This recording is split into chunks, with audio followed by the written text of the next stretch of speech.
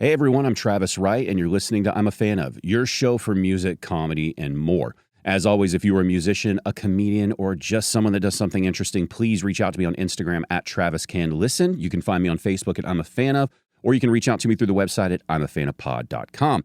Of course, if you just enjoy the show, please follow me there as well, and like and subscribe to the podcast. Before we get into this episode, two things I want to talk to you about. The first being, I'm a Fan Of is recording its very first comedy special, and we are doing it with stand-up comic Lawrence Rosales. It's going to be at the Dallas Hyenas Comedy Club. If you want to go to that, it's free with a reservation. You just need to go to the Dallas Hyenas Comedy Club website and make that reservation. It's the first one that I'm recording with I'm a Fan Of. It's Lawrence's first special ever. I would love it if you were in attendance. I think it's going to be a really fun night and something that's going to be really fun for you to be a part of. The second thing is I have started a GoFundMe page for the show, for I'm a Fan Of, and for the podcast. If you love the show, if you've enjoyed something from this show, if you have found a musician or a comic that you like, please consider checking out the show notes of this podcast or the YouTube, whatever you're listening to or watching it on, as well as you can go to my social media. There's a link in the bio with all the details. Please consider donating something, $1, $5, $10, $20, $50, $100, whatever you want.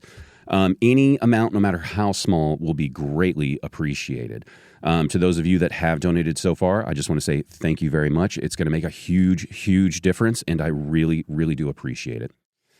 Moving on to this episode, we've got a phenomenal musician from here in North Texas, Keegan McInroe. Really, really great singer-songwriter. He plays a mixture of rock music, blues, country, folk. It's all very good. I've always really enjoyed his ability to write. He has a broad sense, but I like to listen to a lot of his kind of political and social commentary in his songs. I think he writes some really fun country and folk style music. I'm going to do a full music review if you want to check it out. But please, check out the album. I think he's a fantastic guy. In the interview, we talk a lot about music, a lot about how he recorded the album in West Texas in the desert of Terlingua and how it all came together. I thought it was very, very interesting.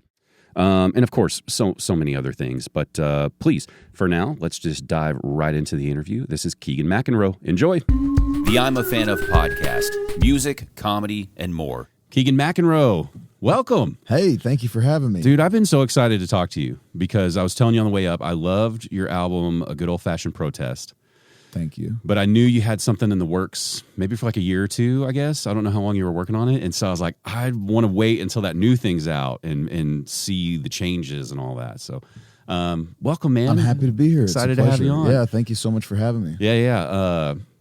This new album, man, it's how long were you working on it, by the way? Because it's the split of these two albums is from 2017 to 2023, right? Right, yeah. Right. So I was actually working on another album, which I'll release next year. Okay. In Fort Worth at 7013 with Grant Wilburn. Mm-hmm. And we were, I'd done about half of it. He got, we weren't able to do the second day, but we got a lot of it done that day, live tracked. And then I was just it was just not working out where I was able to come back in and finish. It was just kind of dragging along. And then I'd started going out to Terlingua, to the Big Bend region of Texas. And a lot of times with the music thing, if you start going somewhere, then invitations start coming in to go back and play another show or whatever, And so I had been making regular trips and ended up meeting this guy, Bill Palmer, in May of 2022. And Bill is from Santa Fe, but fell in love with the Terlingua area, bought some land, built a little one-room mixing studio / house, and had started recording a bunch of musicians, I think 4 or 5 maybe before me, in this old church. Are you familiar with Terlingua? A little bit. We've been to Big Bend. Okay. So I've been to Terlingua, like coming through, and then I know you know our mutual friend Tony Drury. Yeah. So he's dropped some knowledge on me before. Okay, there you go. I was hanging out with Tony. Yeah, of course. And we were hanging out. Everybody's hanging out with Tony, by the way. How the fuck does that happen all the time? I don't know how it happens, other than he just attracts interesting people. Yeah. And Tony is always. I always meet Tony again when I'm supposed to meet him again. Yeah. You know what I mean? Like he's just kind of randomly around, and I'm like, what a perfect time to run into Tony. Well, what's so funny is we'd known of each other, and I guess we definitely were. We were friendly, and I knew him around town a little bit, but didn't really know each other, weren't really like friends until I started going out to Terlingua, and we just became buddies. He showed up at a gig one night. I was playing at Starlight Theater, and that's the restaurant there, right? Yeah, yeah, and that big porch that's out there. That's where I met Bull Palmer from Santa Fe, who told me he was, and the church is just behind that. The Santa Ynez Church. Oh, wow. And so they were taking a break from recording that day when I met Bill when I was with Tony. I met Bill on that porch in May 2022. And he said, we're recording in this old church and we're just taking a break and having some beers on the porch. And I thought, that sounds like a good way to make a record. Yeah. And so we got each other's information and talked about it and decided November, let's shoot for beginning of November. Let's make a record. So I had this other one that was kind of half done. And then in between, actually going back to Terlingua in November, I took a writing trip out in August, kind of do some research and kind of try to collect some stories and some folklore. And I didn't want the album just to be a collection of songs. I wanted it to be kind of particular to where it was being recorded. And it's such an interesting place. So I kind of started with the namesake of the church, Saint Inez, which is a Spanish variation of Agnes. And so I looked up her story, and that led to kind of elements of the theme of the album and, of course, the title track of the album. But that's kind of how it went down. And then I went back after. I didn't write any songs in August, but I got a lot of stories. Yeah. And then I took an Amtrak out there and took an Amtrak. Amtrak goes to Terlingua? It goes to Alpine. Okay, yeah. Yeah, so you can you change in San Antonio. I think it comes down from Chicago, and it was hours and hours late. What are you doing from Alpine though? There's not are there a lot of Uber drivers out there? Okay, I was gonna say it's not like because we went to see the Marfa Lights. So that's when we learned about Alpine. And like truth be told, it's like everybody's like go to Marfa. I liked Alpine a lot better. I'm with you, man. You know what I'm saying? Like Marfa's fine. It's cool. It's whatever. Yeah. It's fine. But it was very much like we had a hotel for, I think, a night in Marfa and tried to go check stuff out. And we realized like, I don't think this is really our vibe. Yeah. And so we saw the Marfa Lights, went through Alpine, and we were like, okay, this is cool. kind of our spot, I think. Yeah. But anyway, go on. Sorry. Yeah. So, well, there's many pig trails that are happening, but anyway, I had also had a chance to get back in the studio with Grant here in Fort Worth. And so now I had most of that album done. And then in November, I took the band, 3 musicians from Fort Worth, Aiden Bubeck, Forrest Massey, and Morris Holdall. And we did a run of shows, did 2 or 3 shows on the way out there, and then spent 3 days in the church, made the album, and wow. played So a show on the whole thing was tracked in the church in 3 days? Most of it. Yeah. Me and Gary Grammer went back in January, and Gary Grammer is a great harmonica player from Fort Worth. Yeah, it sounds great on the album. And and so we went and we overdubbed him, and I overdubbed a few vocal things. We overdubbed at that point the female vocalist Sarah Burton, who did such a great job, who I didn't know, but I met through Tony, the woman that's Tony's dating, and her friends, and I guess friends with Tony as well, of course. And then this guy, Ted Arbogast, that I didn't know, but was kind of recommended as like, well, we don't have an accordion player, but we can kind of like, he plays with that kind of style in mind in this Pinche Gringos or whatever the name of his band is called out there in Terlingua. And then he did like this amazing harmony in La Puerta. It was so cool. It was like, that's exactly what as you're saying the instruments and the players, I'm like, okay, that song. Okay, that song. Yeah. Because it's a very textured album. I think that's what's interesting to me, that you did it in such a short time span, because the shifts from more of, kind of the rock style into the singer-songwriter thing, you're kind of going back and forth. It's nice, but it's almost erratic in a way. You know what I mean? This has been a problem of mine. Musically. I don't mean it negatively, but it's just, of course. But it's to know that you were accomplishing that in such a short time, realizing there was probably different setups for that as well. Sure. Yeah. Yeah. Well, I mean, it was, so what we did was, it's a small adobe structure, the Santa Ynez Church, with wood floors, and the acoustics in there are just fantastic. And they got the pews. It's still an operational church. And so, and it's just a cool space. And we just sat in a circle, and Forrest, we set up his drums in there, and we ran Aiden direct, because we knew that it'd be cool to have upright on so much of that stuff, but the sound would just be, we would start having some serious recording problems. So we did as much as we could live, and so he went direct.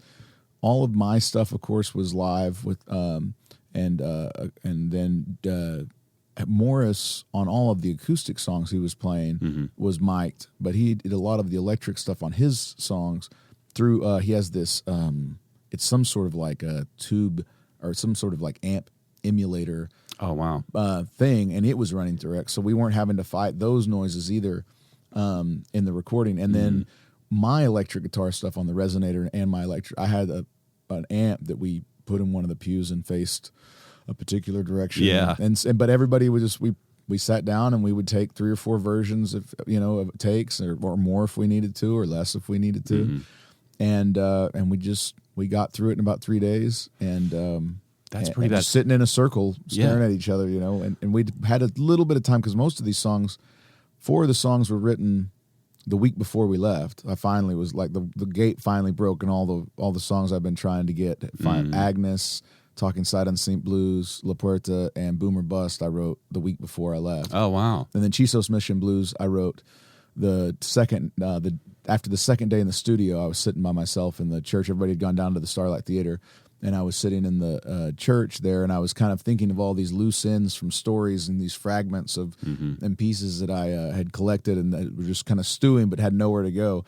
And they just started coming out in that kind of free association form in the church that night. And so then it's weird what those places will do to you, right? Yeah, man. The energies they have. Well, and it was there was all kinds of issues trying to get there and trying to line things up and logistical things. And it was just so many different things that had happened that I thought, man, it was just a pain. And then once you got there, everything was kind of just like flowing, and it was really nice. So there was a really great feeling of accomplishment that second day, knowing that we had enough that I felt like, okay, I'm going to get everything I wanted to get here. And then this other song just fell out of me, and I felt like it needed that.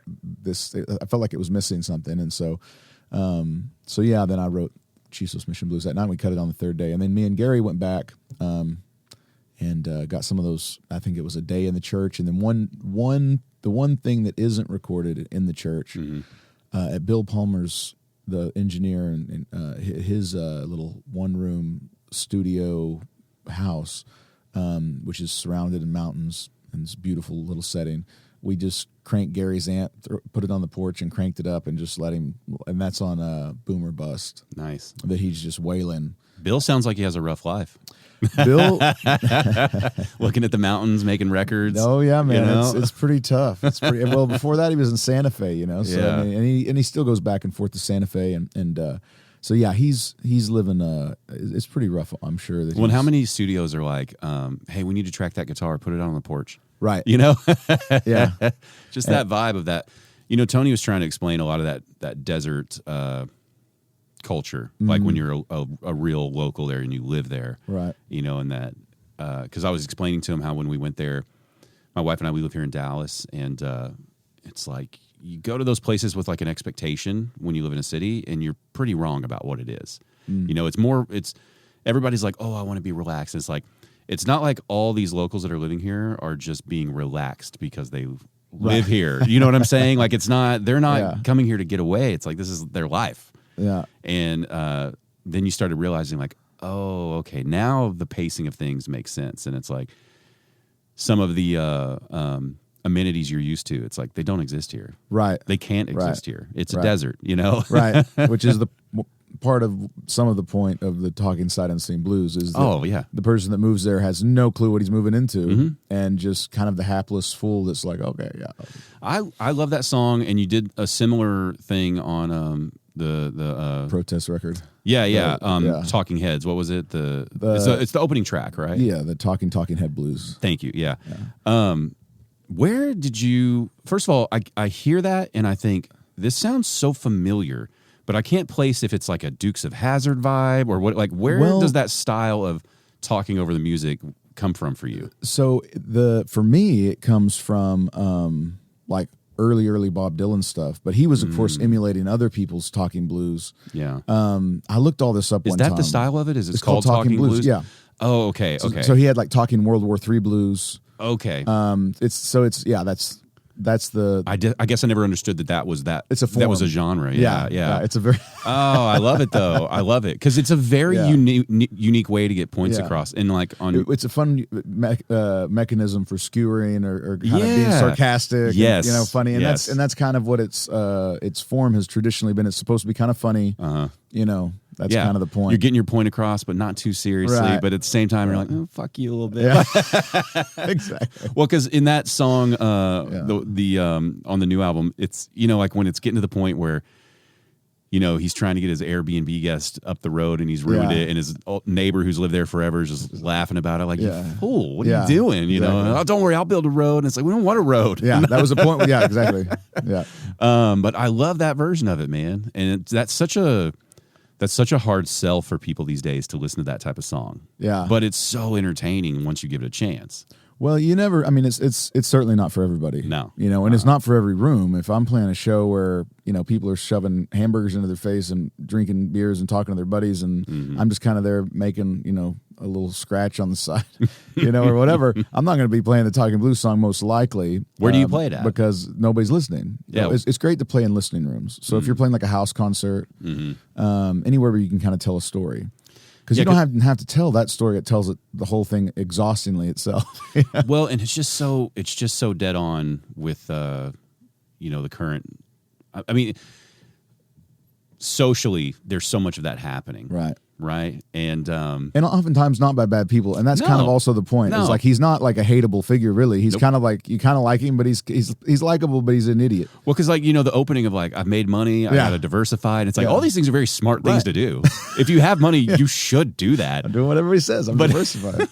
But it's just thinking about it's like again, like when we went out to Terlingua, when we're thinking like where's like the restaurants and these things, and it's like, hey man, this isn't your town, right? And so again, it's like, oh, I've got to get out of my mindset of why don't these people have what I need, rather than like, why are you coming here if it's not what you want? Right? There's a reason there's not those things here. Yeah, exactly. And so there's a reason the road's not paved. Yeah, because then everybody drive up it. You don't want that. Yeah. But I loved that take on it, man, because it's such a fun way to write something without being preachy. Right. It kind of allows you to kind of like have some fun, be loose. Yeah. It's, and I didn't, one of the things I was doing when I was taking notes and kind of trying to force myself into like, okay, I got to start having ideas of something, or I'm just going to, I have songs, but like I said, I didn't want to just record any songs for this album. And so on the train, I started writing, and sometimes I'll do this if I have a particular thing in mind I want to write. It's always nice when they just fall out of you, but sometimes you have to kind of goad yourself. And so I'll write titles sometimes, And so I had like Talking Terlingua Blues, and I had Chiso's Mission Blues, and I had all these different kind of ideas. Like I knew I wanted a cowboy song somewhere, so La Puerta was perfect when I found out about the corrupt Rick Thompson, the sheriff.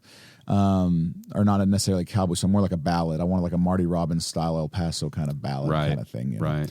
And but about a cowboy, and I had a couple of different ideas about that, but yeah, just how it all came together was really nice. But I didn't necessarily set out to do it that way. But that was based on a true story. That's a person that lives right up from Tony, and that the woman her name is Taz, and. So there's a little wink there for her. Yeah. But yeah, that he had basically made his money. I elaborate in a lot of places, and when I didn't know things, I just made them up. Of course. But the real story it was based on, he'd had promised, I'm not going to Airbnb, and then he destroys the road, and he's like, hey, you think we can bring a dump truck up here? And she's like, how's a dump truck going to get up here, jerk? I mean, like, what are you talking about? Yeah, and where's the closest dumpster rental place around here? Where are you bringing that from? Yeah, just go ahead and bring up a dumpster and get this thing paved. Come on. Yeah. So anyway, so it was also based on a true story there, and one of the things I collected when I started thinking about that guy, then the Talking Blues, just that kind of form started kind of like, okay, that would be a fun way to approach it, because I could go from his perspective. It's just like, I'm just a guy. I'm just a dude. I'm just a dude, man. Just Airbnb, man. Yeah, because most people don't making my scratch here. Yeah, and most people don't think they're doing something wrong. Right. They always think what I'm doing is appropriate and this is fine, and these people would be happy to have me out here with them. Well, and in a way, they're right. It's not necessary. I mean, I don't know that it's wrong. Mm-hmm. And then one of the things that you love about Terlingua is also one of the things that can be that can be a bad thing. Is that, as I understand it, it's unincorporated. There's no building code. There's no things like this. So the good thing is you can do whatever the hell you want to. The bad thing is you can do whatever the hell you want to. Right. So if this guy wants to build, 8 Airbnbs up there on the mountain, and he has the money and the means to do it, it's like, well, it's kind of a little anarchist paradise here. Why can't I do whatever I want? And so it's, it's just not very conscious of. It's very unaware. It's like you shouldn't be told. You shouldn't have to be told. Right. Not. This is, let's this be cool. Is not your be mountain, cool, right? Just be cool, bro. Just be cool. And that's kind of the kind of turns back on one of the themes, which is this. It's so the Uncouth Pilgrims album that was 2 albums ago. I got Uncouth Pilgrims, the term, from Mark Twain, which I love his travel writing. And I don't know if you've ever read any of Mark Twain's travel writings. So you should have him on sometime. Okay, yeah. He's a Fort Worth guy? Yeah. Hannibal. He's from, where is he from? I should know that. Anyway, he was a character, but his travel writing is so good. He wrote a book called The Innocents Abroad. And I believe it was dispatches that he was sending back to the San Francisco Chronicle or something like this that turned into that book. But and maybe some notes or something. But anyway, in the book, it's a 6-month pleasure cruise that goes out of New York, 6 months of pleasure, to the north of Africa, the Middle East, and then Europe, and then comes back to New York. So because it was going to the Middle East and the north of Africa, Egypt, and all these so-called Holy Lands, there were all these pilgrims who were obviously quite wealthy to be able to make a 6-month pleasure cruise. And so the whole boat ride over, Mark Twain's just taking the piss. He's just having a great time laughing at these pilgrims, so-called pilgrims that are going over there. And when they get there, then the real fun starts because I'll kind of paraphrase what happens, but so just like today, they'll have walking tours. Like if you go to Rome today, you can take a walking tour, you can see the Colosseum. So they had those then, and this is the late 1800s. And so say the walking tour goes by like this special rock. This is where Saul stood when he said this, and the rock moved or whatever. That's not in the Bible, just by the way. But anyway, they walk along, and the rock moved, and it was good. Yeah, exactly. And then, but anyway, but what would happen is after they would visit one of these holy sites, and the tour would move along, there would be some of these pilgrims that would stay back with like a chisel and a hammer and just like take a little piece of the rock or take a little. So they're desecrating the thing they came to venerate. And he called them uncouth pilgrims. And I thought that was such an amazing term. And it's such a human thing. And that's the story of Agnes. That's the story of and that album, Uncouth Pilgrims, was basically, instead of a spiritual pilgrim, kind of the romantic one. And then in some ways, this album is still playing a little bit with that theme of how, look at this beautiful place. Let me put my enormous house on it, so that it's like, oh, this is the side of my cliff, right? That's what he says, and it's this like inability to appreciate without harming, without molesting, without fucking it up somehow, you know, and it's just, and it's humanity. It's not one culture or another culture. It's through history. It's through cultures. It seems to just be part of what we like to do. Very cyclical behavior, but well, it's hard to think about the only way to keep places, with any type of nature that you want to preserve. Really, the way is to just never ever go there, right? It's like, unfortunately, if you go to appreciate it at all, you're leaving a mark, right? And it's like you don't mean to mess it up, but it's like, if we're going to go, we got to put a trail. Otherwise, they'll wander everywhere and ruin everything. So it's like, well, we can sacrifice this bit of land for the trail. Yeah. This will be the good portion that we can ruin, and don't ruin anything else. And I'm thankful for it. It's like I want to go to parks and see all this stuff, but yeah, it's anywhere you go now, you can see a plastic bottle floating somewhere, right? Anywhere. Exactly. Have you read Desert Solitaire by Edward Abbey? Tony turned me on to this book, and it's one of the things I read. Oh, he did tell me to read this book, and I didn't. Sorry, Tony. So, I need to read it. I read it, Tony. But anyway, but he kind of talks about that because he was a park ranger in Utah, and it's kind of a several different I don't know, you don't call them tours, I guess, but services that he did for the park there, combined into one story, basically. And he kind of goes into that, how, you have these, he has all sorts of names for him, but he's also very funny, but pretty dark sense of humor. And he'll talk about, the people that roll in just to drive by, just they want to get out, they want to have a nice place to park, they want to have a nice place to sit and look at nature, and then they get back in the high and they go back on the thing, and then they go to the next place and they get out of their car and they look around and they get back in their car, And so, and then he would go back because he was aware enough to realize, even me being here, even the way that I'm being here, even trying to eliminate my footprint, for life to exist here. I mean, they had to dam up a river to build this electricity, generator plant, and completely filled up this amazing canyon that he was in love with, and the price of progress, these kinds of things. So it's existing affects something, right? It's like the butterfly effect. Just to be here, we're, somebody just had a car accident in Taiwan because we're talking or something, like, I hope not. But anyway, I mean, that's that thing. It's just like, we can't, nothing lives and doesn't affect other things. It's just that we can be conscious of how we affect things. And so often we're not, know. Have you ever heard of the double slit experiment in physics? I've not. Sounds sexy. I guess I've never noticed how sexy the double slits could sound, but, no, they were trying to figure out things move like waves or like particles. Right. Okay. And this is my abridged, like non-physics background version. But anyway, they were going to shoot electrons through this experiment to see, do they behave like matter, like little objects, like BBs, or do they behave like waves, the way, a ripple goes on a pond when the ripples bump into each other. So there's some sort of mechanism that has a literal two slits in it, just two holes, and they fire these electrons as like a group, I guess. And when it goes through, they're expecting, like, these are electrons, they're matter. It's supposed to leave two lines. That's what matter does. If you were to put waves through there, it leaves really dark lines in the center and then more lines as it goes out to the sides. They get fainter and fainter, just like if ripples on a pond were kind of crashing into each other, right? So waves and matter.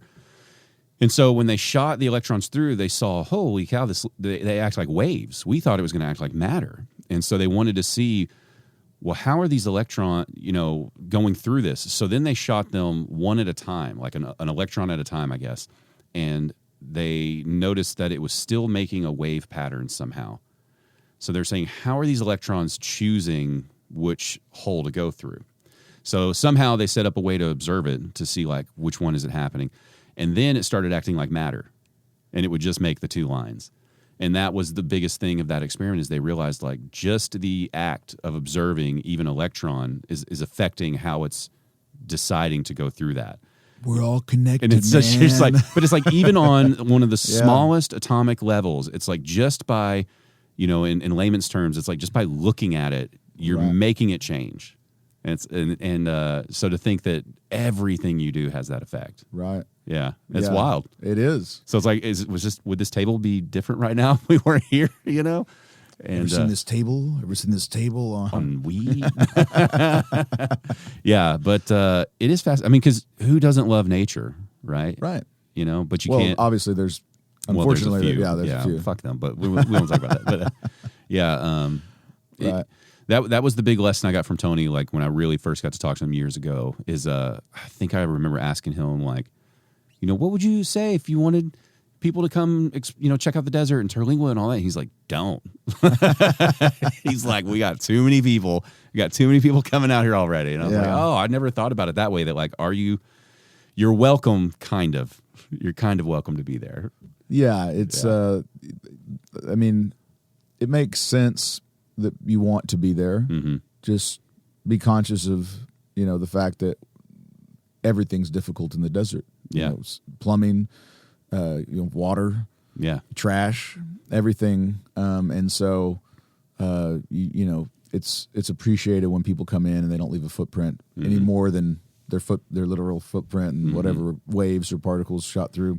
Yeah. But yeah, I mean, and it's not, and that's the other thing. It's difficult to, I'm not anti human by any means. I'm very pro-human, you know. I know a lot of good humans. I'm friends with them. Humanity in general. But there are certain sad little stories that we just cyclical over and over and over again that as a species we seem to be incapable of not doing on the whole. And it's just it's kind of a, you know, George Carlin had a thing where he talked about the comedian George Carlin had a thing where he it was towards the end when he was starting to get more and more angry. Yeah. Oddly enough, and which, you know, a lot of those last episodes, those last specials he did were so good and so funny. But also the very last one was, man, he seemed to be particularly angry, but more so than usual. But he said something to the effect of, like, he basically he was now able to just enjoy the circus because he no longer cared about the outcome. And he had given up on the outcome and caring about the outcome. He figured we're all, you know, doomed. Probably I didn't ask him exactly what he figured, but you know, it was basically that he was the unconcerned observer that could now just enjoy the show. And I'm not that. I'm maybe one day I'll be there where I'm just like, you know, I very much care about the outcome, and I think that you know, there's certain things that for me writing is a form of therapy. Really, music is definitely, and that's how I started off playing. It was kind of an outlet for me, and so a lot of these things that I kind of think about anyway. Like I said, I mean, I've kind of written this album in different ways, you know, through the last 3 albums at least, you know, to some degree, even before that. So this is just how these kind of things manifest for me. So if you went to the desert and you're like, I'm going to write something in the church, you know, it would be something totally different. And this guy does it may be all, you know, space westerns or something. And I go out there and I write this, you know. But it's just kind of how it falls out. What was you may have already told me, but what was the reason you chose to go out there for this anyway? Just meeting Bill, and that he was doing it, and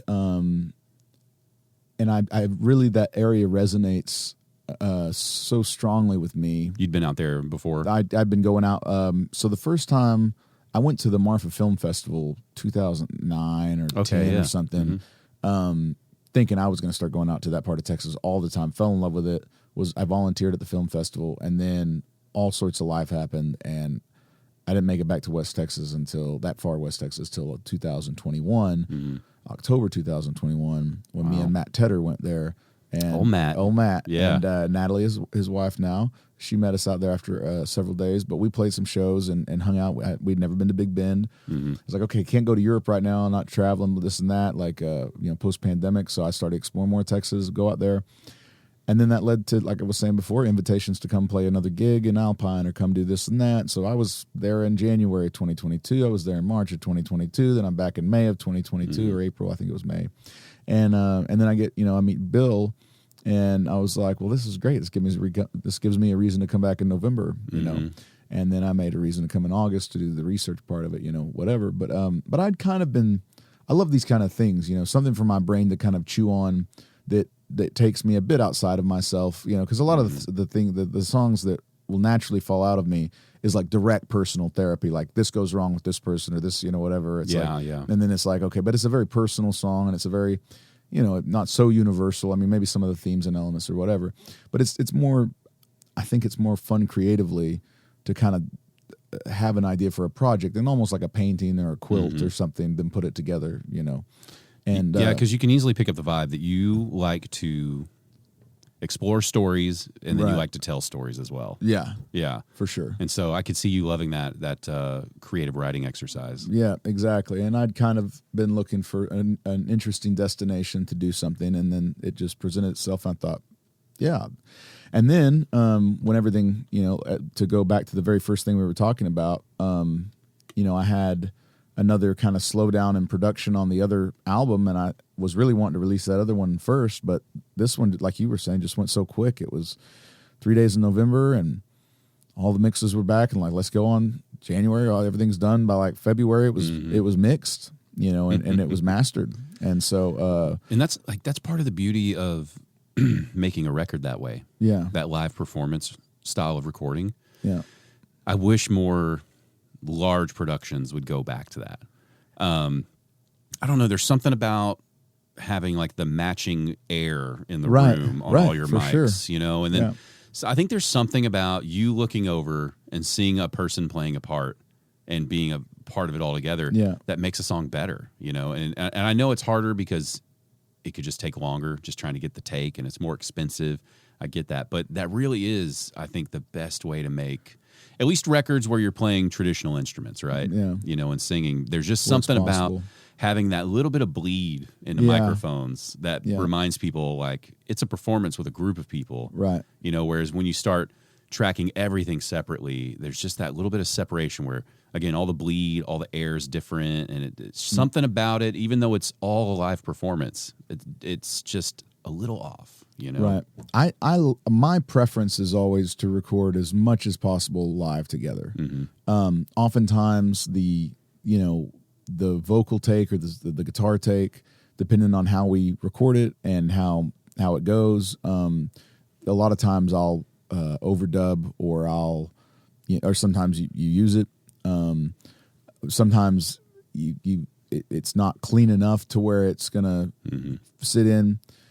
So mine are always a little hybrids. You know, it's never all the same one way or the other. But I like when I can, and when the studio allows it, to get as many people in there, because if nothing else, for one, you have exactly what you're talking about, where there's a continuity of the sonic space somehow, you know.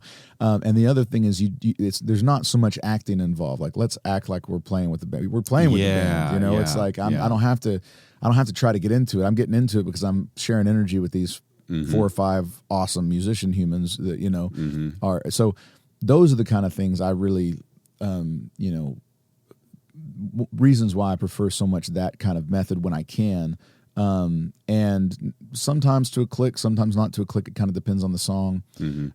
Sometimes the click kind of gets in the way, obviously, of like, when you're, you know what I mean by click, I guess. Yeah. The metronome. Yeah. Yep. So a lot of times when you're recording, they'll have you'll have your headphones on, and there'll be a click in there that'll keep you in the exact time, you know. And if you're recording everything individually, you really almost have to do it that way, because otherwise there is no reference. But if you have the whole band there, sometimes it's nice to use the click, but a lot of times it's nice just to put the click away and let the band just groove. Yeah. And there's something that's important, in my opinion, about having a little bit of variation off that click, where like you drag or speed up. And I don't even mean over the course of like a verse, but like literally if it's like bup, bup, bup, bup, like 2 of those clicks where you were just a little loose, you know, and something about that gives a song life, in my opinion, rather than just being so structured all the time. And I lean that way as well. I like kind of a loose, a looseness in general. I think is usually for me. The more I listen to something, the less interested I am when it's just so straight. It's almost like listening to comedy. It's like you can hear a joke so many times and it's not, it's not so interesting anymore. Right. It's too straight all of a sudden. But then, the looseness, it keeps me interested longer somehow. It has more of its own personality or something. I don't know.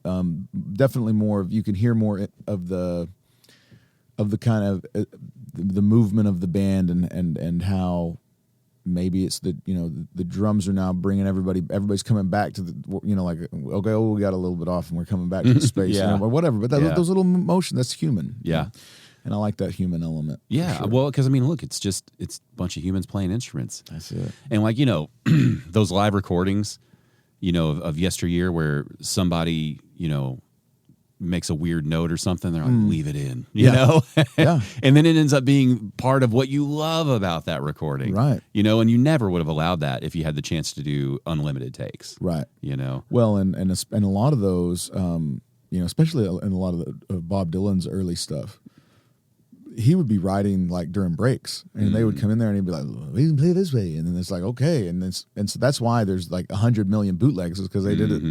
They were doing different versions even in the studio. They were experimenting, And so a lot of time on those albums, you'll hear like the bass player completely miss where he's supposed to be, or this, it's like it's so loose. Did you watch that fantastic documentary, No Direction Home? Yes. Yeah. And so where they tell the tale of the keyboard, the organist on Rolling Stone. Cooper's his last name. What's his first name? I don't know. But where he's always just a moment late because he literally doesn't know the chords yet, and they're just like, leave it, man. Yeah.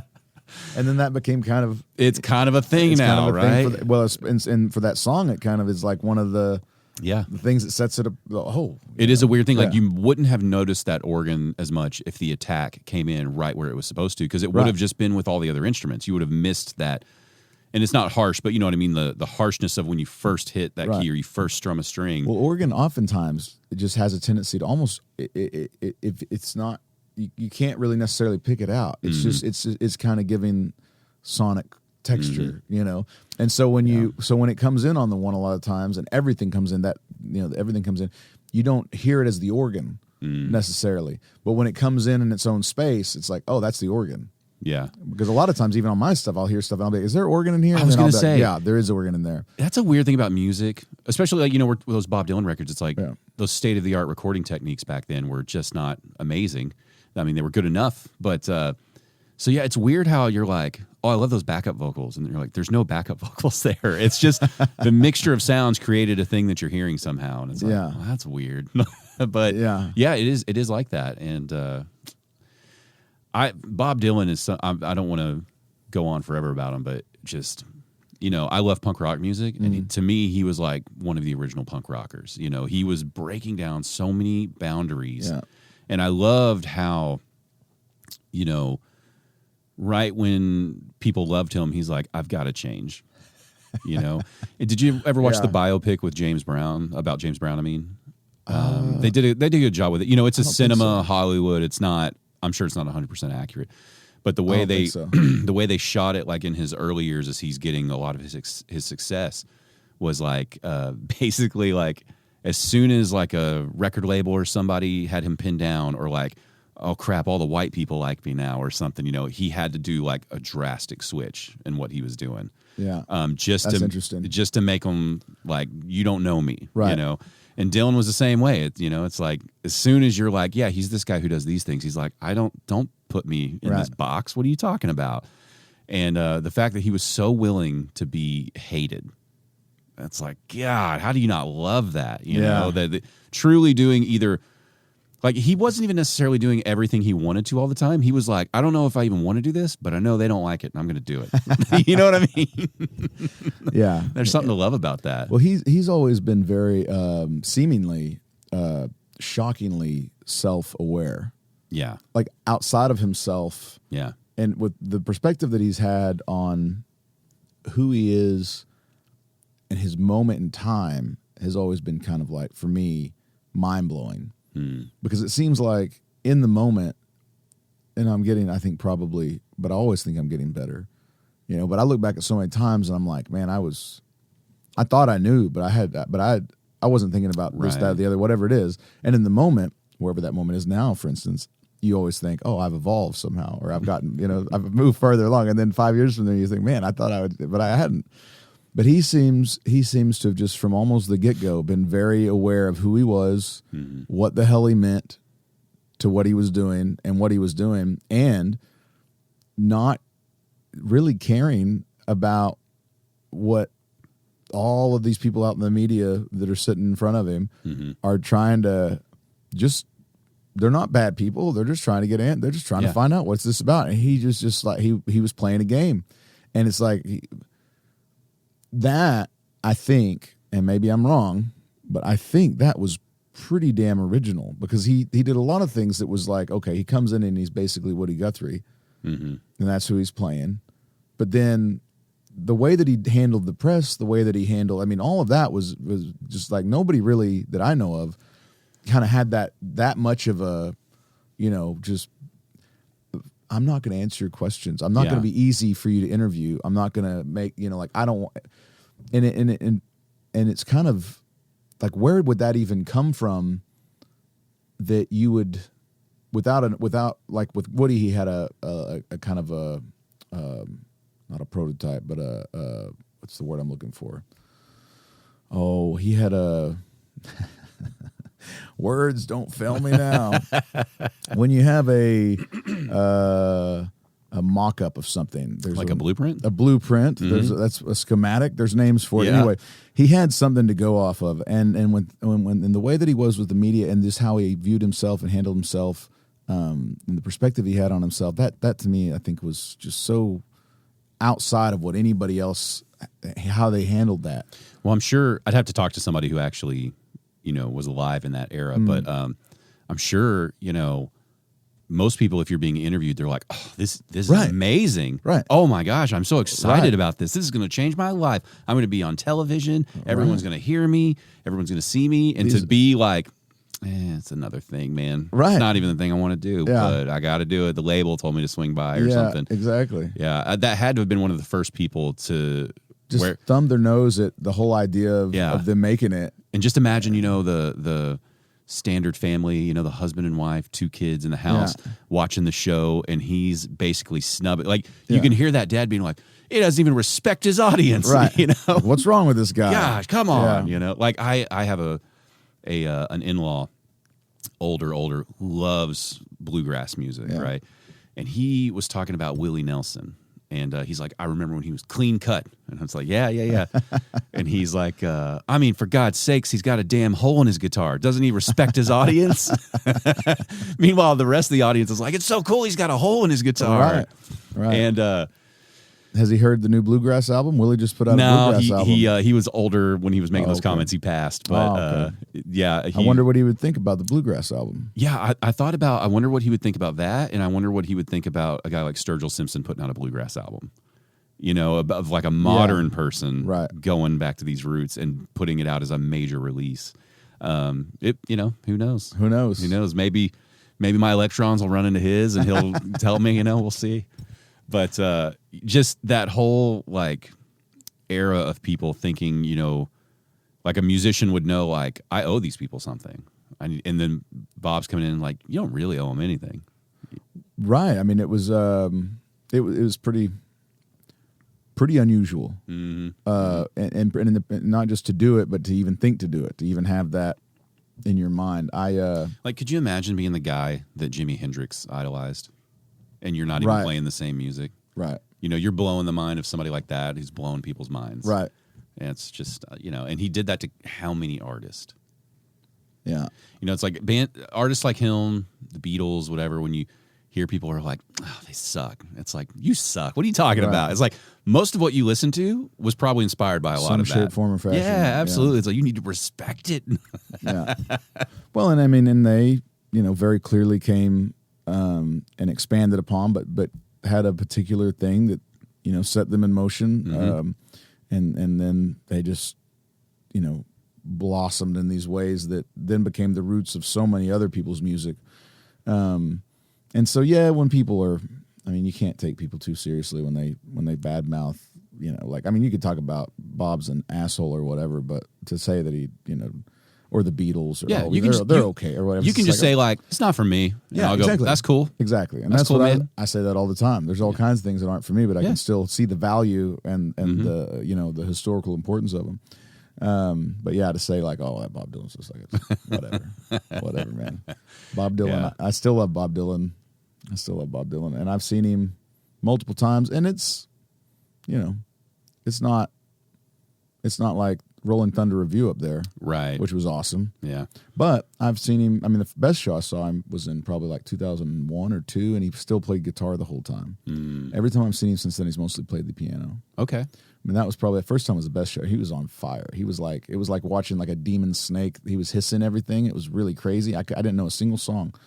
I'd heard many of his songs, didn't recognize anything. All of a sudden, I heard, "Oh, my show." I was like, "Oh my God, we're listening all along the watch." I had no idea. That was the only song the entire show, but it was still the best. He was all over the place on that guitar, and his band was so good, and they were all. And it was like watching. I was a little surprised at how jammy it almost was the first time I saw him. Well, yeah, because what I get from him at his age, Prince was very similar. The way he talked about music, you could see that he probably gets very bored very quickly. And it's like, I'm not going to come up here and do that same old version from 50 years ago. I've played it so many times. We got to do something different. I'm more than this, you know? Right.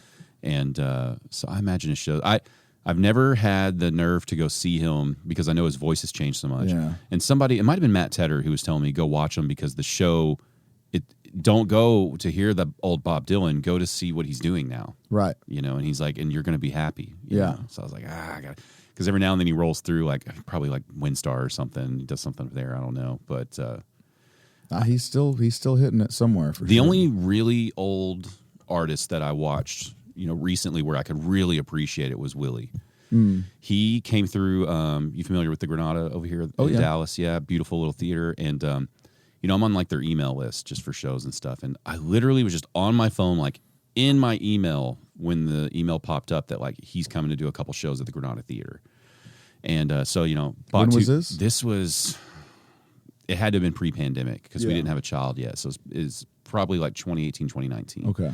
And yeah, so he came through the Granada. It was and I bought 2 tickets and I immediately was like, oh, I'm such a dick. Like somebody else is going to want to come. I need to go get 2 more and just, we'll find friends. Yeah. This is a crazy experience. Immediately sold out. Wow. And it was such an experience. Like of course he's great. That's fine. But I don't watch many professional 80-year-olds play music. Right.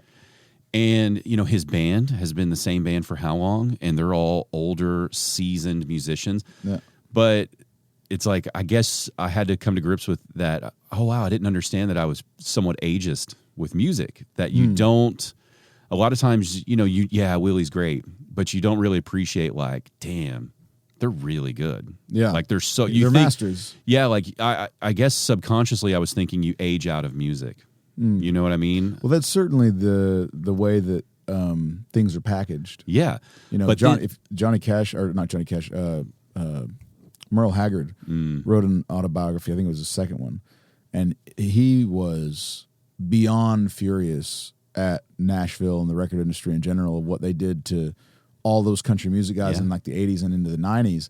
They basically made them disappear to push Garth Brooks and George Strait and who were also good, but all of a sudden it was like there wasn't room for Merle Haggard, and it's like there's not room for Merle Haggard. Yeah, there should always be room. He was still putting out great records, or Willie or Johnny or any of these guys. And you know, if somebody came up and was like, "Hey Garth, we would love to do this, but we got to get Merle in first, and then we're gonna do," he'd be like, "Yeah, sure, exactly, of course, I love Merle." Yeah, but that's how it was packaged. The industry certainly moves people out to pasture, and there's a tendency now, I think, to have like more.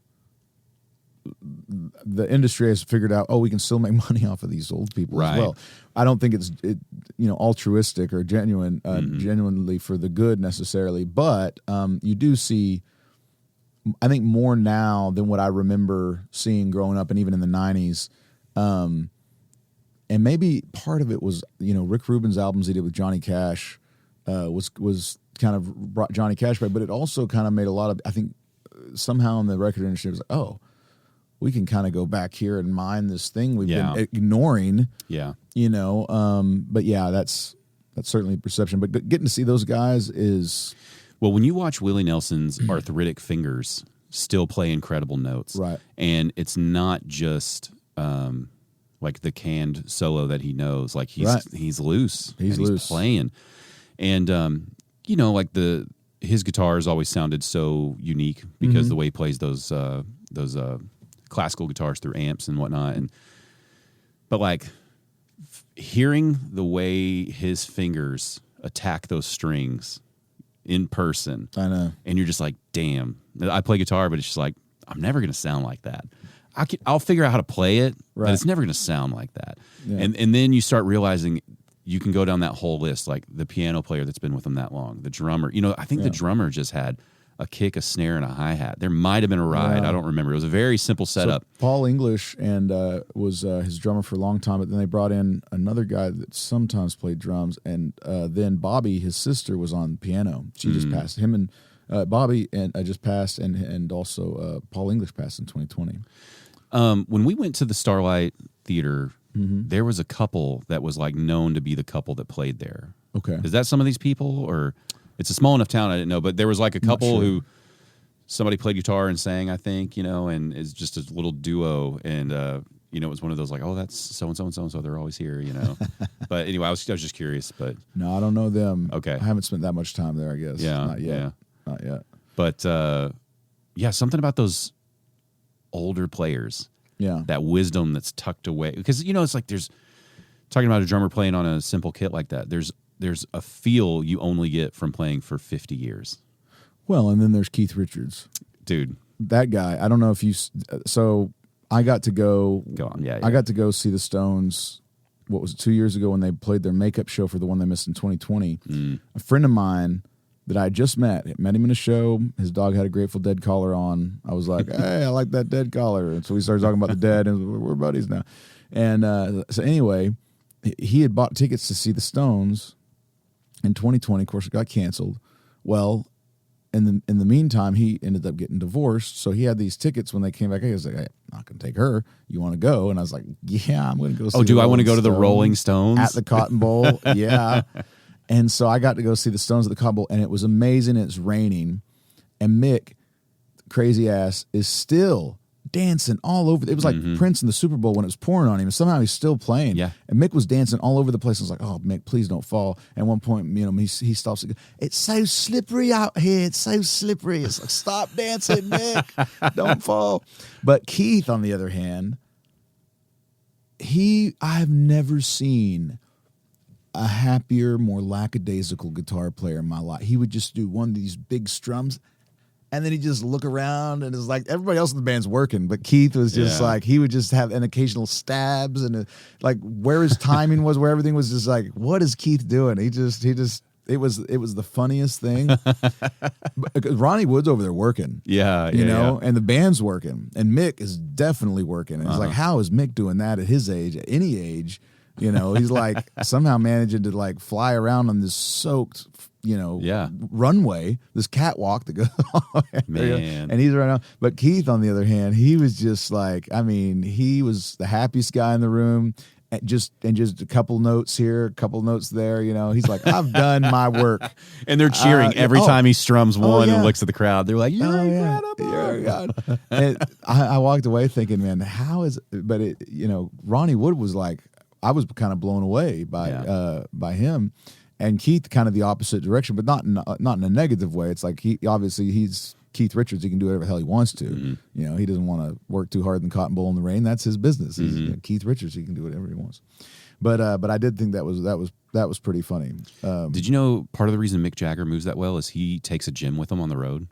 Does he? He's like a huge I didn't know workout guy. Yeah, because he's literally like he's 80 now, right? Yeah. And he's still performing. Yeah, he's like apparently a big fitness guy, and that's part of the reason he's able to just keep it going at that age. You would have to be. Willie is like a black belt or a second or third degree black belt or whatever. Who is Willie Nelson? Willie Nelson. What? Yeah. Yeah, I have a hard time seeing he even had the urge to do a violent thing ever. You know what I mean? Man, it's just like water. Yeah. Great. That's awesome. Yeah, and then because we're talking about these older guys going like Prince in his later years had a double hip replacement, he was still putting all those moves out. Wow. And again, it's like, man, there's just Prince something. At the Super Bowl is one of the more magical things that's ever happened. I think. I to this day, I don't know how in the world. He wasn't electrocuted. He didn't fall off the stage. He just kept because he's Prince, man. He's Prince, exactly. The electricity was like he harnesses the electricity. He was getting electrocuted the entire time. Yeah, he's just like, let's use it. Yeah, let's use it, man. Woo. Yeah. No, I saw him on a like a talk show one time, and he was nice, but he could sound like a dick if you took it the wrong way. Because they were like, what's some of the music you like right now? Like, what do you listen to? Mm-hmm. And he like thinks for a moment. He's like, I don't really like a lot of what's out there. That's why I tend to stay in my studio and I'll just write the music I want to hear. It's like a very Prince answer. But it's awesome. like it's a genuine response. Yeah. He didn't say like all these bands are shitty. Right. It's just not for me. Right. So I wrote it. So I wrote what I wanted to hear. Yeah. What do you want to hear? What I just played for you. Yeah, let me show you. Let me show you. Yeah. And it's like, of course you can do that, Prince. Go ahead. But it's fascinating. I do think I think a lot of our views on like business and society line up with a lot of views on music. So like a corporation now, whatever it may be, I think they have a hard time valuing, like if you have a workforce that's a blend of, you've got your newcomers who are learning the trade, whatever it may be. Yeah. You got your people who've been there the 3 to 5 years, your 5 to 10, and then you've got the veterans who are about to retire. The importance of keeping that blend in your company, whatever it may be, is going to make it far more successful than if you just always have the newcomers. Right? Like, you got to have the person there who sees that one problem that comes up every 5 years and is like, oh, and in 93 when that happened, we did this. Right. And it's like, oh, fantastic. And then you've got to have the person with new ideas to make sure they don't stall out. And music's that same way. It's like, you need to have the brand new people somehow getting on stages with these veterans, to just, otherwise that wisdom's getting lost. And then also it's like, you do want Johnny Cash covering a Nine Inch Nails song. That is cool. You do want this veteran guy stretching his legs at the end of his career and going like, he's not done. He's still capable of doing this stuff. And I mean, how many great things come out of just those people chilling backstage? Yeah. And so I think, I get scared about, music, businesses, society, when you start thinking like that mix isn't important anymore, and I'm guilty of it. It's like, I'll sit next to an old relative and I'm like, I don't want to hear your story. In my mind, I'm thinking like, I don't care. But then later on, you think like, I don't know, it's a pretty interesting story. I probably should have paid a little more attention when they were telling it. And the next time you bump into them, you'll ask them about it again, But I don't know, it's interesting to think about how it's evolved. I think we're going back to that a little bit. I think now you've had a lot of artists who've shown that music can't just be what's marketable all the time. And it's slowly coming back. But, like, what are the big labels that take chances on things right now? It's tough, right? Yeah. Because it's... Well, and also the market is so saturated and nearly infinite now. Sure, there's the gatekeepers in certain places to get to certain levels or whatever. But there's so much out there that the gatekeepers have absolutely no control over, generally speaking, insofar as if you have the right kind of equipment and the right kind of ear, you can make a great sounding product for almost nothing. And if the brain between the ears of the person working on it knows what to do, it'll sound as good as just almost anything you're going to hear, or at least sound good in its own way, in a creative, interesting way, or whatever. And so, as the music, what's available is become increasingly diverse and is saturated, it ends up happening in the audience as well. I mean, when we grew up, we could talk about Saved by the Bell, or we could talk about certain shows. Everybody watched those shows. Now there's so many different platforms. There's so many different shows out there. It's like, what was for a long time the most watched show, and was I Love Lucy. It was an episode, and like somewhat millions of people saw it. That was the only thing on. Now, sports is kind of the only thing that we can like, sort of, if you're into sports, you kind of, it's sort of like no matter what side of whatever you're on, you can kind of be like, okay, this is something a little more of a universal thing. Yeah, we still all know when the Super Bowl is, even if you're not watching. Right. Yeah. Whereas, all sorts of other entertainment, whether it's music or film or TV or whatever, it's also completely saturated, where you're not going to be able to watch everything that everybody watches, and they're not. And so you start getting these weird, like, 20 years ago, 25 years ago, maybe, if you had some really, really, really strange sort of kink or fetish or whatever, musical or otherwise, maybe you don't even tell anybody about it. Now you can find a room where 200 people are looking for that. It's like, so everything's obviously changing, and in one way you think, okay,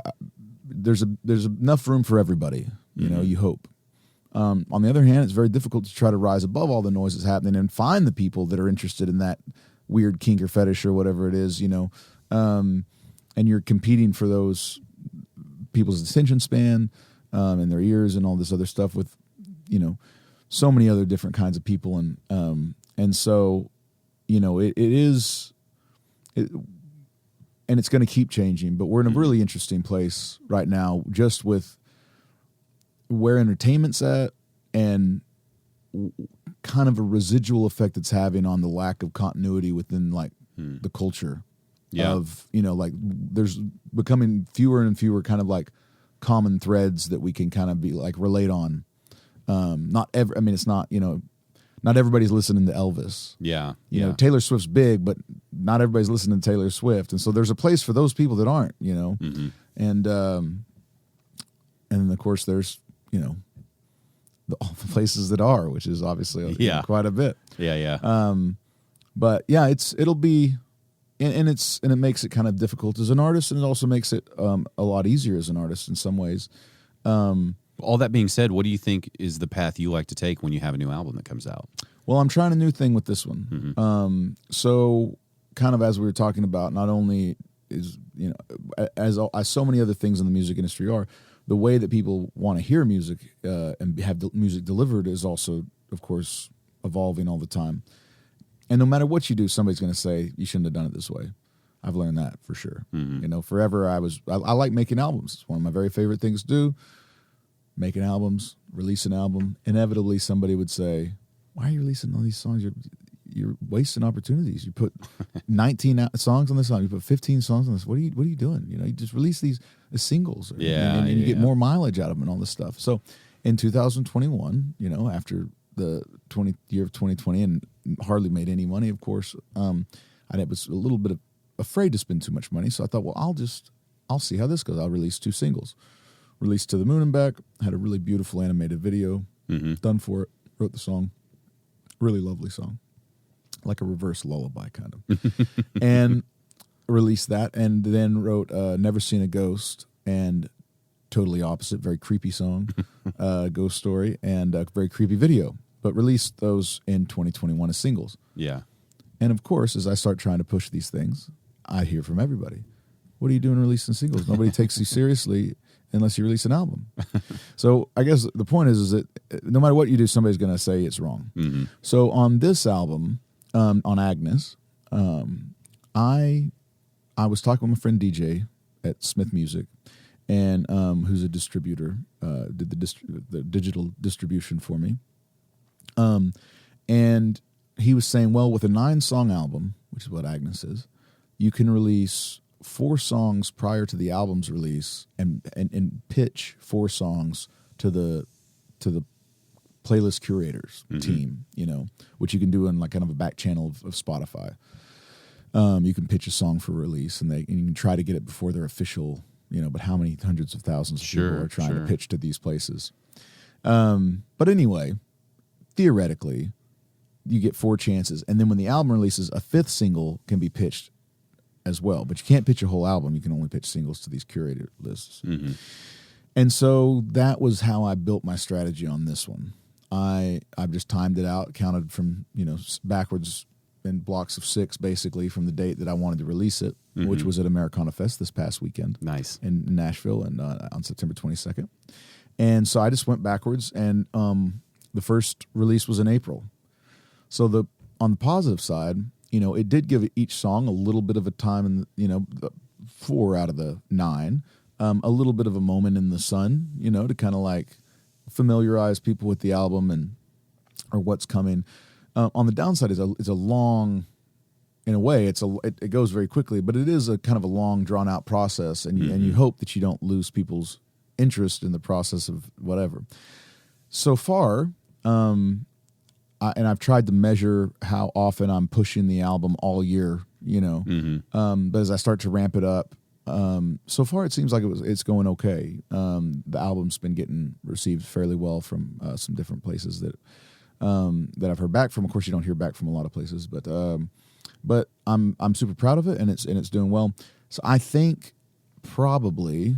I have a radio promotion working with Powderfinger Promotions in the States, and then I have PR being done in Germany, Switzerland, and Austria by a company called Rolla Music, and they also helped book my tour of Europe in November. I'll be over in Germany for about a month, and so that's kind of who I'm employing to help, and how and then I'm trying to. I have contacts from different things over the years that I'm trying to reach out to and push.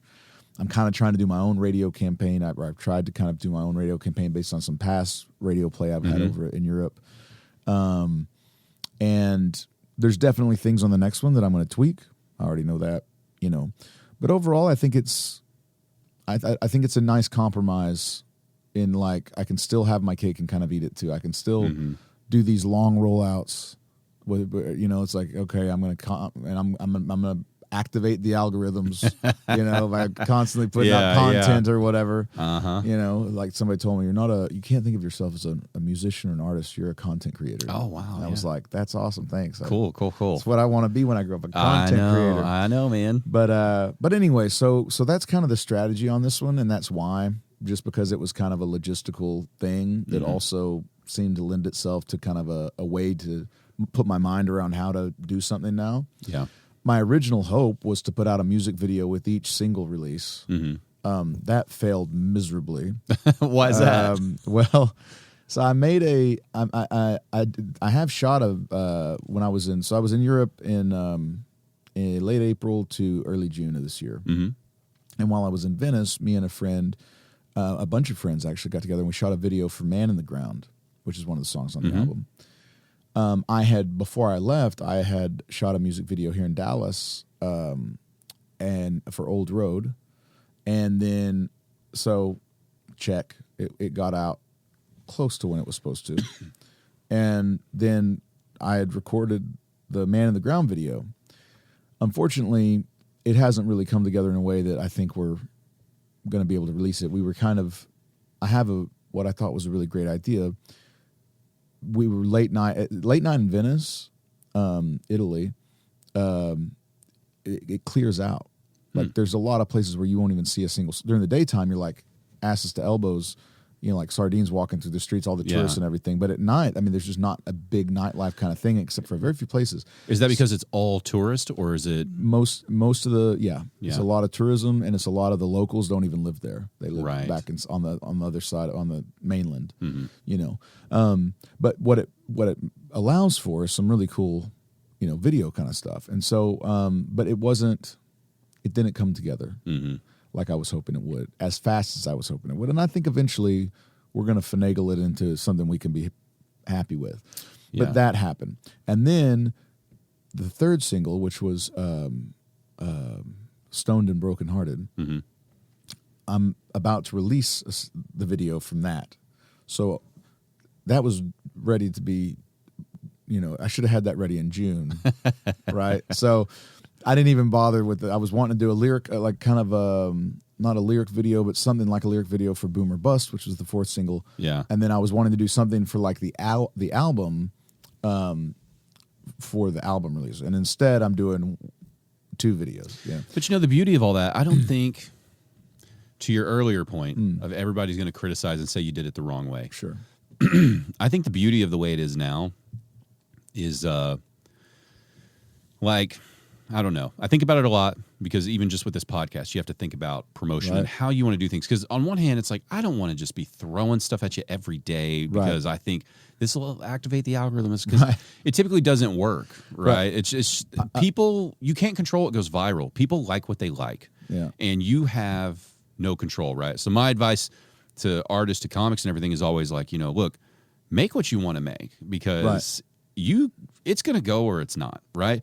And as long as you love it, cards fall where they may, right? But the beauty of that chaos is, I would view it as like a mixture of pessimism and optimism. Is because no one is listening and everyone's listening at the same time, you can release it whenever you want. It really doesn't matter. It's like if the music video comes out 6 months after all this, it's still just oh, cool, he got another thing. I like that song. I can watch this thing now. It doesn't have to be that timed, scheduled thing. I think that it used to be. In a way, it's almost more fun now if you're acquainted with the music and then you're like, oh, They made a video because Right. you might put the video out right now, and it may take me 6 months for it to come through my feed somehow. Well, and the other thing You is, know? like the 2 videos I released with the singles when I tried to make a big pomp and circumstance out of just one song, to this day, almost nobody's seen or heard those songs, you know, Yeah. and it's, which is a shame because the videos are awesome. Yeah. And the songs are awesome. Yeah, I remember you sent me that clip a long time ago. You Yeah. sent me the video, I think, before you released it. Yeah, for And, Never Seen a Ghost? No, Or for To the Moon and Back? To the Moon and Back. Yeah, the Yeah. animated one. Yeah, because what year would that have been? 2021. Okay, yeah. So our son was very young. So my wife and I are listening to it, and we're like Yeah. getting choked up. We're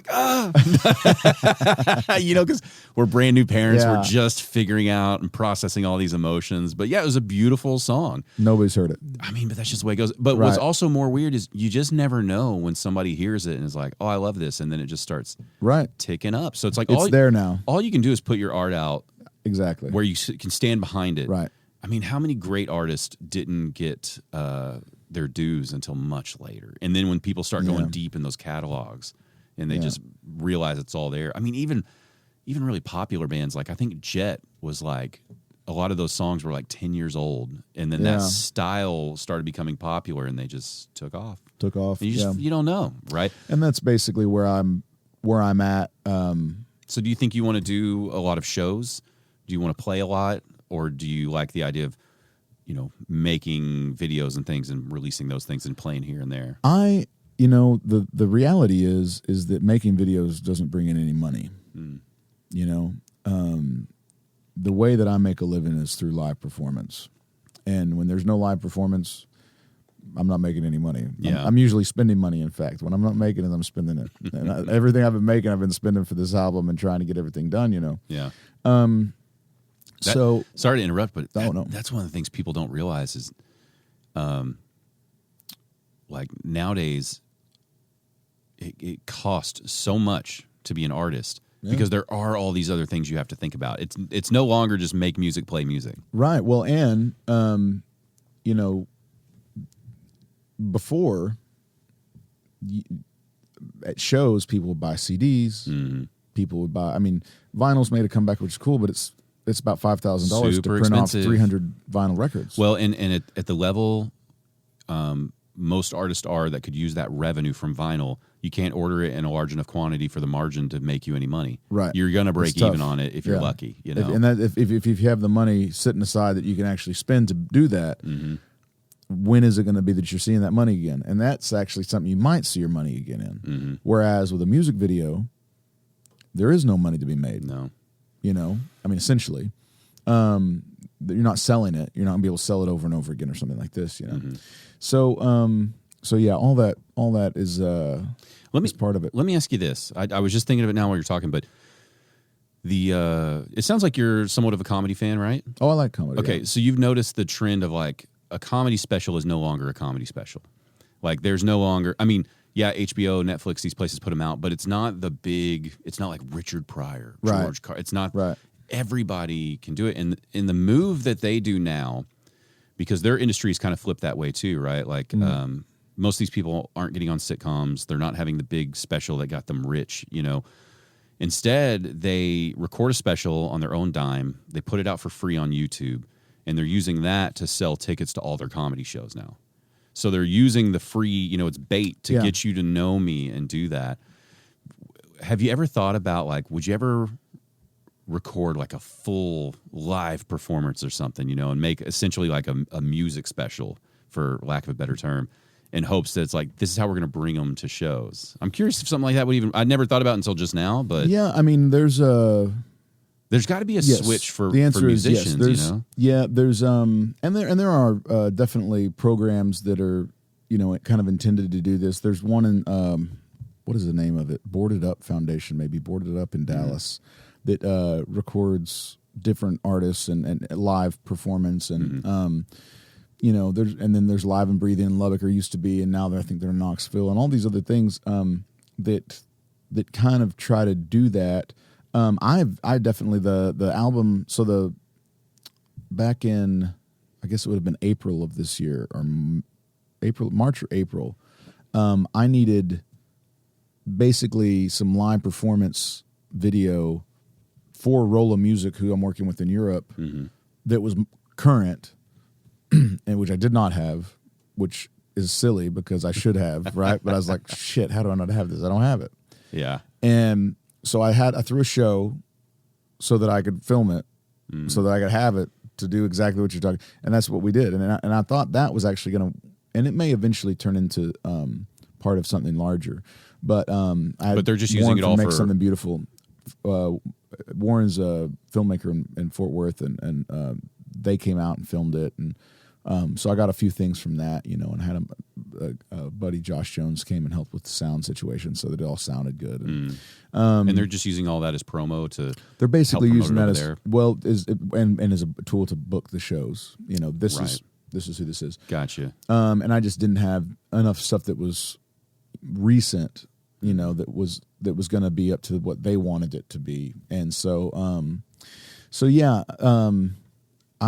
I think that's definitely a place where there's kind of like it's sort of a low hanging fruit thing where if you can get everybody set up and you can capture that, you can have a really cool thing, at the very least a few songs from the thing, but probably you could get if you and the fellas and ladies, whoever, know what you're doing, and it comes across, then you have a full length album, a double album, Yeah.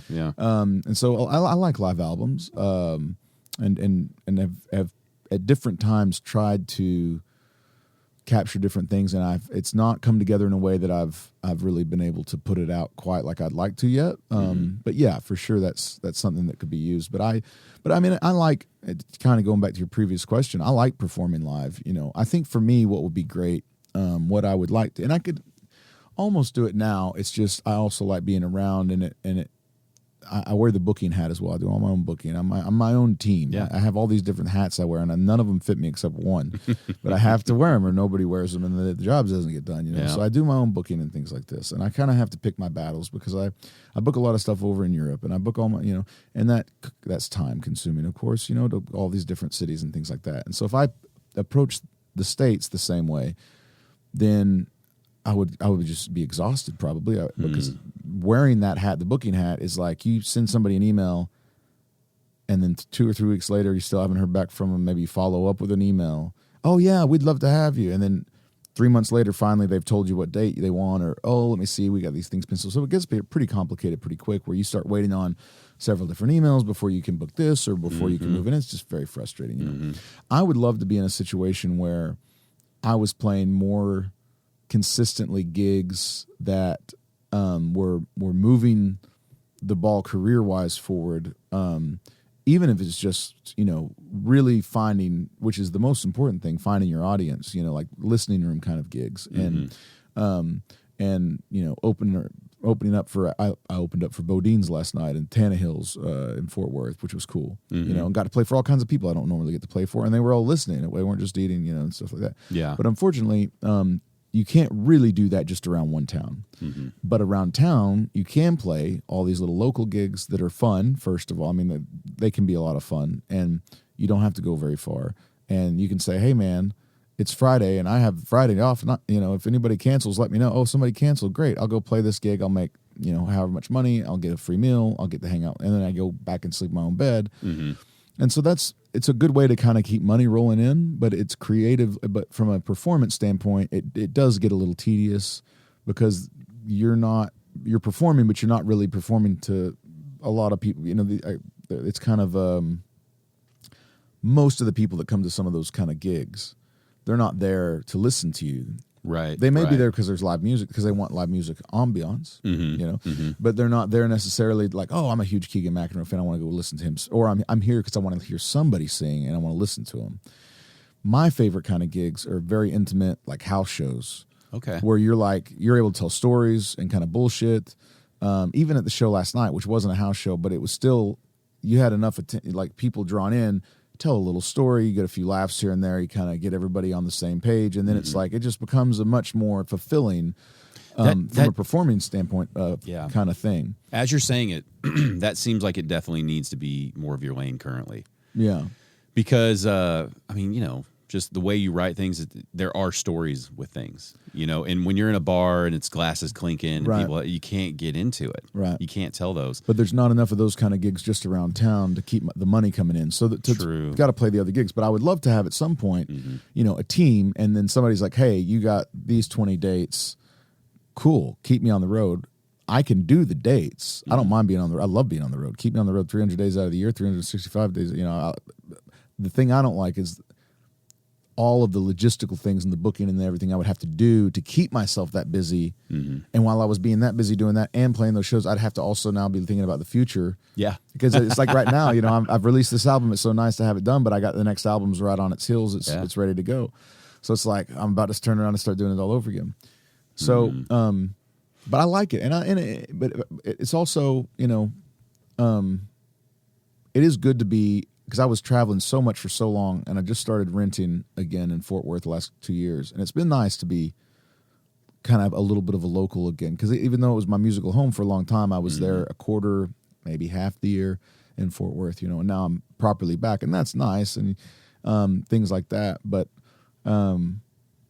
yeah, I think that, you know, obviously it's great to take a band on the road, but then it becomes logistically very exponentially. It becomes more difficult. And everybody's got to eat. Now you need more money. And, yeah, exactly. So, I mean, you know, I kind of try to be practical about what I can do, what I can't do, what I'm good at, what I'm not good at, what battles are worth fighting, what energies, you know, worth like, and still kind of try to in the middle find you know, enjoy myself. Yeah. Mostly. And one of the things that's great about being a freelance artist of any sort is that you can kind of decide, like, what is the workload that makes sense for me to take on? And where is it worth it for me to kind of bend, and where is it worth it to not bend, and where I'm going to have to break maybe a little bit, and where will I not break ever? You know? Yeah. And then being able to, and that's, for me, that's very fulfilling. And so I don't mind necessarily that it looks like it does now for me. But I do hope that with time, you know, that there's progress and growth, and that eventually, you know, the shows that I'm playing are not shows I'm having to play to make money. The shows I'm getting to play that are going to make the money, but I'm also actually getting fulfilled from the artistic standpoint of the performance of it. Whereas sometimes it's, you know, it's less fulfilling when you get them playing a song and it's still just the murmur of people eating, or you know, smacking down some pizza or whatever. Yeah, man. And you're just like, well, take a drink and go play another one. You know, it's like, all right, well, okay, we'll get the check at the end. Yeah, exactly. And sometimes those kind of gigs can turn out to be wildly rewarding. Yeah, you know, a lot of times, like one of my favorite things is when you're playing like someplace and a bunch of kids get into it, and because kids are so honest, it's such a direct response, you know, like people, something cool can happen right by them, they won't even notice. You know, adults have lost so much of their wonder, they don't even notice that was a cool thing that just happened. But children, if something neat happens, they're like, oh, what's that, you know? And so then, if I've had many children walk by many times with their hands over their ears, like shaking their head, like clearly it's too loud in here, right? Yeah. And so, you know, but adults don't do that, they just kind of like hurry by or something like that, you know? So when you get kids that are really into it, and they're dancing or they're jumping around or they're playing or whatever, you think, oh, that's a very direct response, and it's very honest, and it feels, it's a wholesome feeling. You know, you feel good about that. It's not some degenerate there that's like nodding along, you know, in agreement. It's a nice kid. So those gigs can be a lot of fun, and I do like playing them. But you know, eventually I would like to see, as I've now turned 40, I would like my 40s to be full of more shows that actually, you know. I mean, there's no reason it can't be. No, there's no. There's been, and I feel like there's been a resurgence of people appreciating the live show now because it was taken away during the pandemic. And, you know, especially here in Dallas-Fort Worth, it's like we are lucky. Before the pandemic, there were a lot of choices. There were a lot of venues, a lot of places you go. And I think, myself included, you know, you get like really desensitized to how lucky you are to have that much. And then it was all gone, and you're thinking, oh God, I may never watch live music again. Maybe this is the new world. We're going to be controlled. There won't be venues. I don't know what's going to happen. People were really talking like online was going to be the thing, it's brutal. I didn't mean to interrupt you. No, you're good. You're good. Go ahead. But when the pandemic started, you know, everything kind of started in Italy. Right. And I spent a lot of time in Italy. I have a lot of friends in Italy, and from the region it started, I knew people. But all of Italy, you know, is in the same time zone. So as they started the lockdowns first, and I thought I just got done working on an EP for 3 days that I still haven't released, still not finished. So sometimes projects just bog down. Yeah. And I went back to my mom's place in Dublin, Texas, and then they started locking down Italy, and so I thought, well, I'll do like an online show at like 3 p.m. It'll be 10 p.m. there. You know, give them something to do at night, my buddies, while they're locked up for a few days. And then we started locking down for a few days. So that turned into 50. I did 50 days in a row of the online. Oh, wow. From 3 to whenever, and from 3 p.m. to whenever. And I knew by day 2, this is not what I'll be doing musically. Like, I don't care if the new normal is playing for it, but it was fun because it wasn't fun. It was somewhat necessary to still have an outlet and to still, and in the beginning, I'm pretty outspoken about a lot of stuff, and I'm not afraid to. I think very critically about things, and when I come to a conclusion, I feel okay about this is where I stand on that thing, and this is, you know. But I noticed, you know, in the first 50 days or so, I didn't say anything. I just wanted to have, like, let's just have a place where we can come, hang out, just talk. I know a lot of people are freaked out. Yeah. And, you know, and so in that way it was really nice. But from the performance standpoint of it, and you're playing and you're trying to read, oh, what did, you know, Louis 254 comment, and who the fuck is that, you know, or whatever. You know, I do like this shirt. Thank you. Like, yeah. I get it. I'm Batman. Oh, that's so you know, funny. it was just like, I knew immediately, like, I don't know what else the world's going to look like after this, but if this is what it looks like, I'm going to be, you know, something else. There's no real, in that way, there's no real reward from performance, because it's like, okay, you're looking at me through this box. You could push a button and there could be Tom Waits or Bob Dylan or stupid animal tricks or pornography or Disney. I mean, name it. It's at your fingertips. And here I am. Why do you care? Why do you care? You know, like, other than at that point, it made sense because it was like a hang. It's like, I don't get to see anybody. I mean, I had a buddy got hit by a train. Oh my God. In June, he was in a truck. He was on private land. He's in Montana. Had no idea that there was train tracks. Just one of the. I was going to say it was one of those tracks that are just there, huh? No. Yeah, he didn't know. Was he driving like in a field, or was he on a road? He was following a friend onto his land, and it was nighttime. There were a few drinks involved, and he was thinking they were in the middle of nowhere, so he was on his phone texting. And the next thing he knows, he's in a hospital bed, and he got.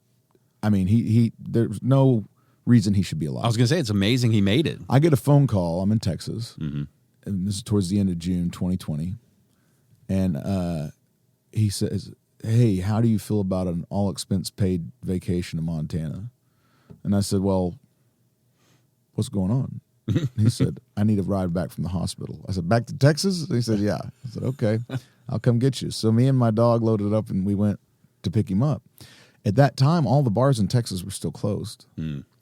And when I went to Wyoming, I didn't have to, but I wanted to stop because the bars were open, and it was such a strange feeling to not be able to just sit down and have a drink and look and meet a stranger or whatever. But just that's something that's been a part of my nights for so long that when it was taken away, it was like, man, I missed it. And when I got to Wyoming, I was so excited. I was just, oh my God. It was like I was in a new, a new world had opened up because I could sit down at a bar and just have a beer or something, you know?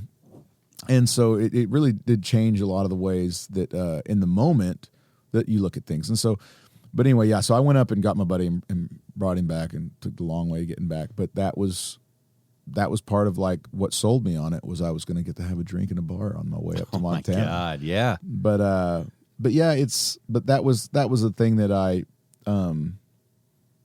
I did a lot of them because also there were, tons of people trying to do fundraisers and all these different things and play online and send in videos. And so I messed with that, but it could be cool as like part of a thing. Maybe you do once, twice a year, you do something, especially if it has like a really high production value quality. And that was the other thing. That's the kicker, right? Yeah. Is you don't have like, you can't get a good camera angle. You can't get amazing sound. Right. It's just everything. It was like the Wild West. Everyone was just trying to figure out like, I'm not ready to give this up. How do I keep doing it? You know?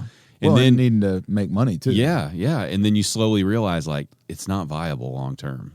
It's just not. Yeah, there's too much discrepancy between equipment, between knowledge, between everything else that it's, and the learning curve is not the easiest one. No. No, you don't have all the equipment to do a quick live stream, Keegan. Come on, man. Right? It's like, geez. And actually, funny enough, I had just bought, before everything happened, I had just bought a camera for my computer to do that very thing. And then I kind of could use it, but it wasn't. I mean, there was just always problems. And I had a thing where I was doing a live stream on Instagram with, I would do 2 a week. I was also doing the other thing, but I started this other thing where I was doing 2 a week, and once a week it was with whatever day it was with an American artist friend from somewhere in the States, and the next week or the next day of the week it was with somebody from Europe. And it was a cool concept. Yeah. And I could kind of interview them. I'd play a little bit, but mostly I'd want them to play, and I just kind of talk to them about whatever they were doing. But the problem was that there was such a discrepancy in sound show to show and what people had. And it's just, so it makes it very, very difficult. And then it kind of takes the enjoyment out of it, or if a connection goes bad, or all of a sudden, whatever happens. So some of those things are kind of cool, especially when it's interactive like that. But in general, there's nothing like playing for a live crowd and sharing energy and sharing space and having all the particles and the waves all smashing together. That's where the good stuff is, and that's what makes the performance part of it worth it. Otherwise, because you've played the songs, right? Like the songs, and it's only therapy so many times if you're playing it by yourself, right? But when all of a sudden, of course, there's so many bands that you can think of that are such a great example of kind of like just kind of becoming one with their crowd at the show or something, or the crowd becoming one with them, more or less. But there's definitely something very special about communing with other humans and being in each other's space, and the energy kind of like what's the word, the not synthesis, it's when the two things come together and they make it's more than the sum is more than the two parts. Synergy. Oh, okay. Right? Yeah. When you come together and it's like, oh, okay, we're synergizing, because now what we could have done individually, we've done more. Yeah. And that kind of thing is so cool. And so, I do love the live performance, but I love the live performance in front of people for sure. Let me ask you about, because you seem very interested in reading stories. Like you seem like you're well read and that you enjoy that. Where did the love of stories and storytelling come in your life?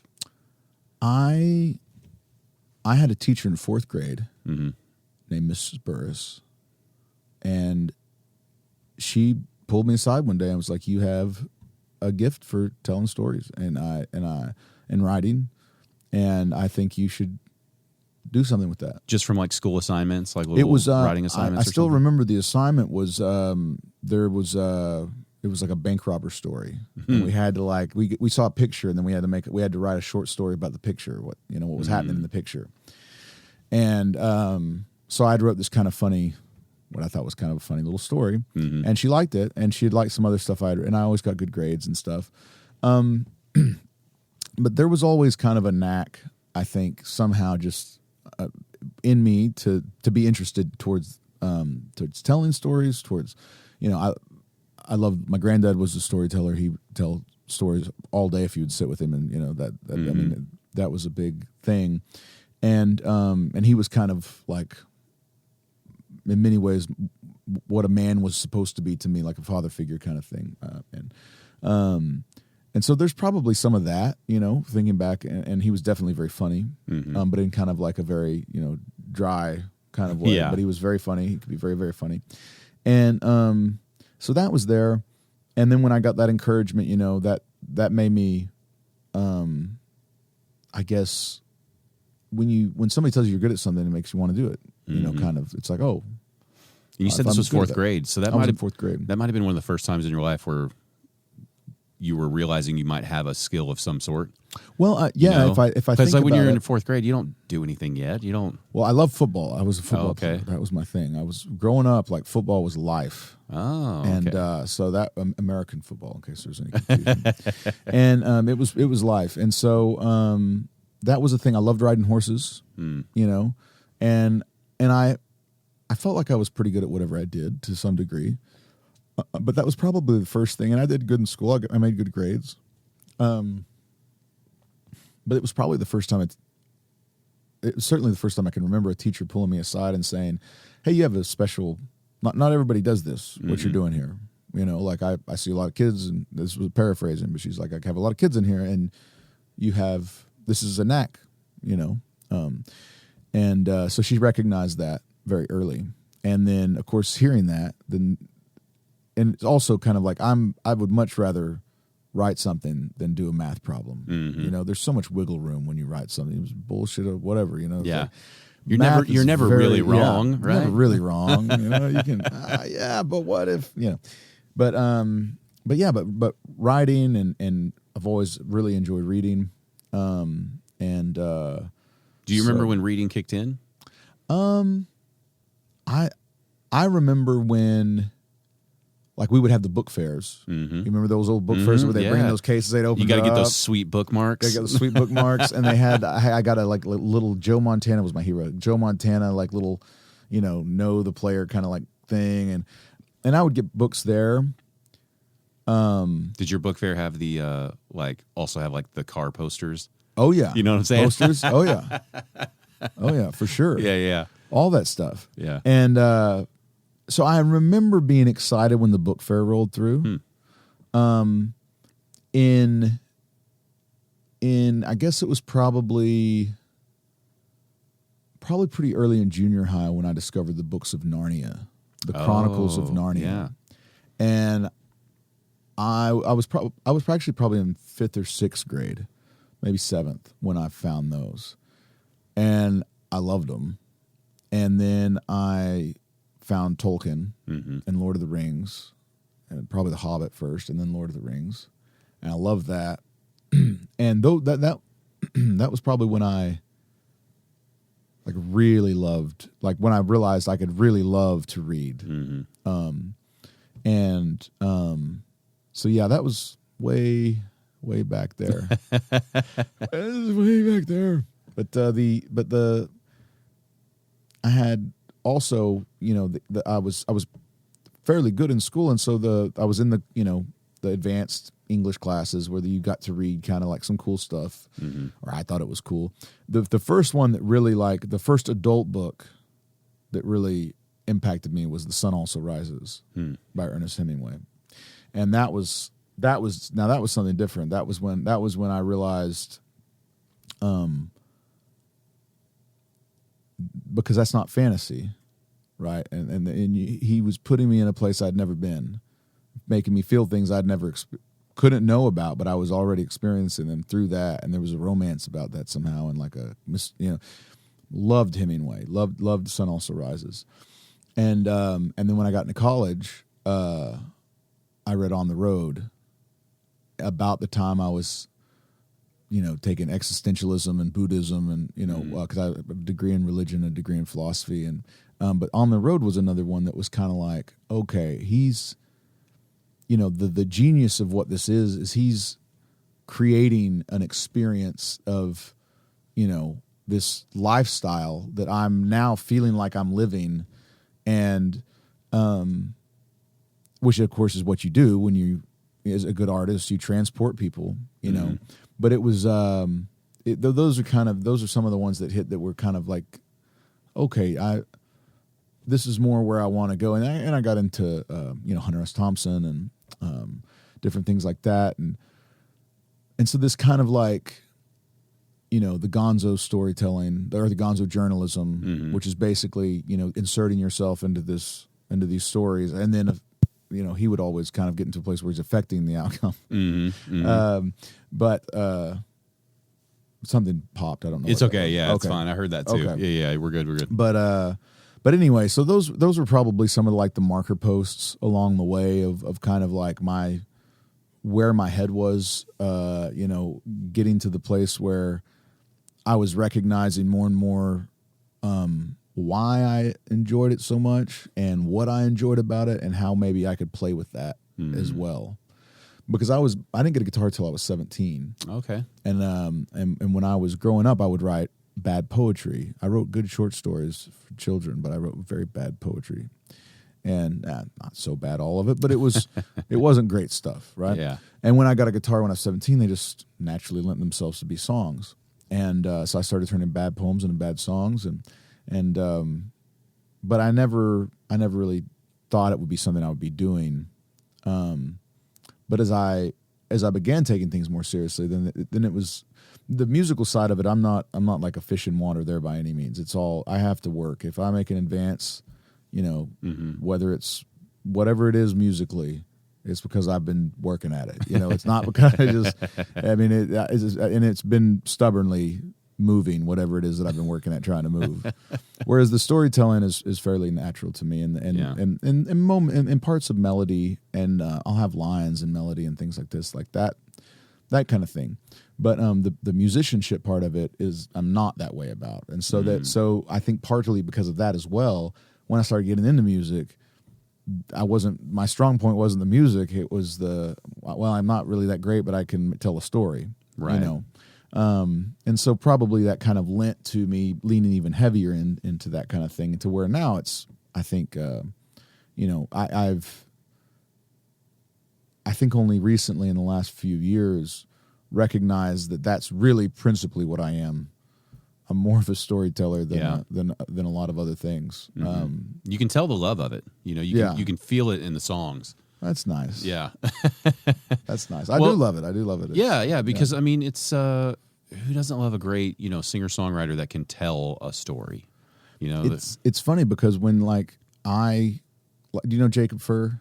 Yes, Jacob a little bit, not a lot though. Awesome. Yeah. Just put out a great new album. And we were hanging out at Americana Fest, and he was asking me about the storytelling songs, because he's trying to work on one. He's like, but how do you choose which this, and how do you do? And it's like, a lot of the things he's saying is like, I've never think about any of those things. Right. It just falls out this way, you know? And so it's, which, you know, Jacob's a phenomenal songwriter, but to his point, he hasn't done a lot in the way of like a storytelling kind of thing. And so when he started as he's working on that, which I'm sure they're going to be great songs, his approach is from a place that was kind of foreign, and we talked about it that night. It's a little bit foreign to me, because for me, I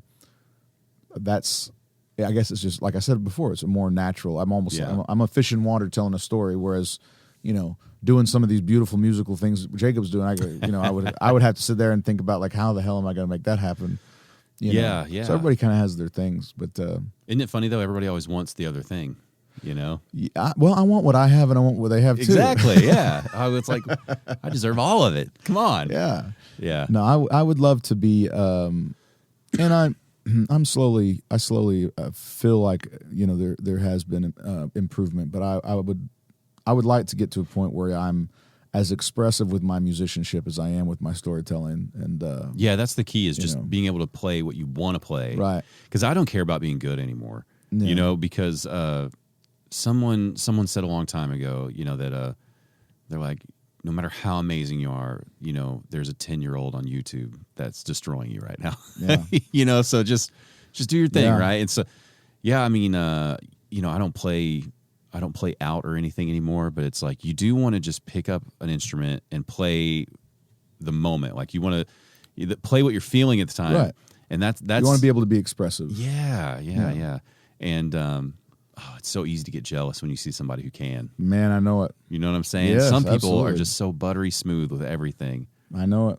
Yeah. I know it. And they have like abundance of that in them. And, you know, just give me a little bit of that would be good, you know? I mean, like, Some of the Fort Worth guys y'all roll around with over there. Well, Matt Tedder is one of the most fluid players of anybody I've met. Incredible. And Jack Barksdale also, who's now like 14, 15. He's now an old man. He's now an old man. Well, and 2 of the songs on the album we wrote together, me and Jack. Oh, wow. Man on the Ground I wrote with Jack, and Then You'll Know I wrote with Jack. Oh, wow. And then Old Road I wrote with Matt Tedder. But those 2 guys for me, and it's crazy to say about Jack at 14, but it's true. I mean, like so he recorded his version of Man on the Ground first. Mm. And so when I was getting ready to make my version of Man on the Ground, because his version sure as hell doesn't sound like it did when we wrote it. Yeah. Right? Like he did all kinds of cool shit that I was like, where'd this come from? Where'd this little musical moment? So I'm listening back through because I want to pay homage to the man's version and make it my own, but also, give a nod in his direction, not just ignore his version, but to incorporate elements of what he had done, which was great. He did such a good job. And so I'm sitting there listening and trying to get everything that he's doing under my fingers. And it's just, you can tell listening to it, it just fell out of him. Like it was just, it's so fluid. And when you hear some of this stuff, it's like, where did you, and then you put it's all just right here. And then it makes sense, obviously, but it's not, a lot of it's not your standard kind of like where you would think something would go, or there's a change here that you wouldn't expect. Where'd this moment come from, or whatever, and that just kind of falls out of him. And he does a lot of these Instagram, YouTube, Twitter moments where he'll go into a guitar store and he'll pick something up and he'll just be dicking around, and it's like, that's not what it looks like when I dick around. It's like I'm playing something I already know how to play, where he's exploring space, on the instrument. And I'm not that fluid and loose and free with it.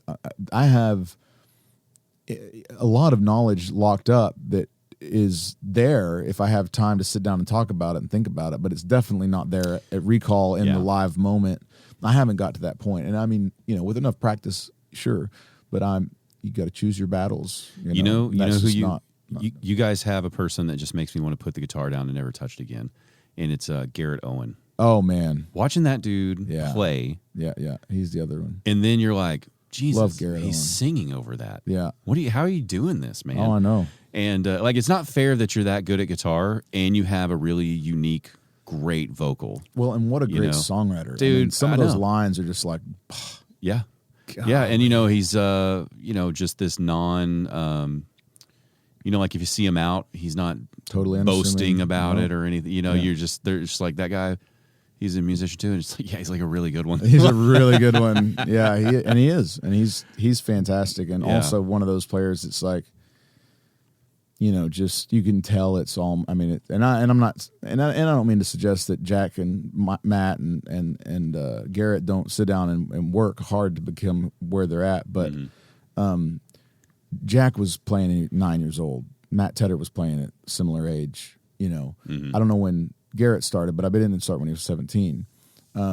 There's just such a natural thing about the way that how they play and how the things fall out of them. And you see me playing some stuff, and you'll be like, that guy looks like he's having a fight. There's nothing zen about it. I'm literally in a battle with my guitar to try to get what I want out of it. You know what it is? I got my first guitar at either like late 14 or early 15, but around that age. Yeah. But the key thing was I didn't have a driver's license yet, right? And I grew up in a small town, so there wasn't like, places to go, things to do. So you had that sitting on the bed playing for hours and hours and hours and hours and hours. And, that's like your core, that's where you build that foundation.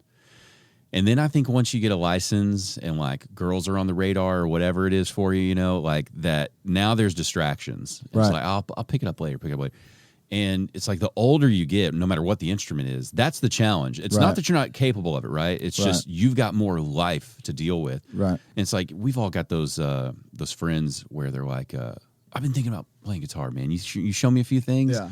And I would always tell them, like, look, man, I'll show you a affordable guitar to buy. Right. And I'll show you how you can figure out chords and things. And then it's like, I'm probably not going to help you, though. It's like you need to have like a year.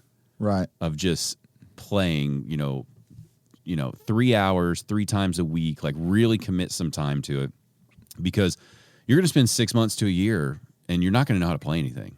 You're still just figuring out, like, how do I press this string? How do I strum that?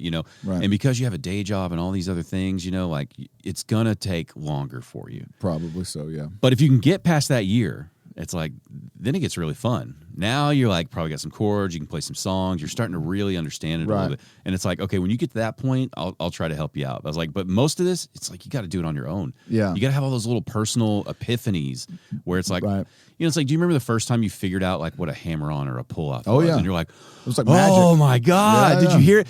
And you're like, that's what they do. That's that sound. That's that sound. And you're looking for somebody to be like, listen to this. Listen to this thing. And they're like, yep, it sounds pretty maybe mediocre. Yeah. Yeah. No, I remember. But just like those illuminating moments where the fingers just hit everything right, and and it's like, you can't teach that. It's like, you got to have that experience. And I think that's what it is with those guys who play extremely well.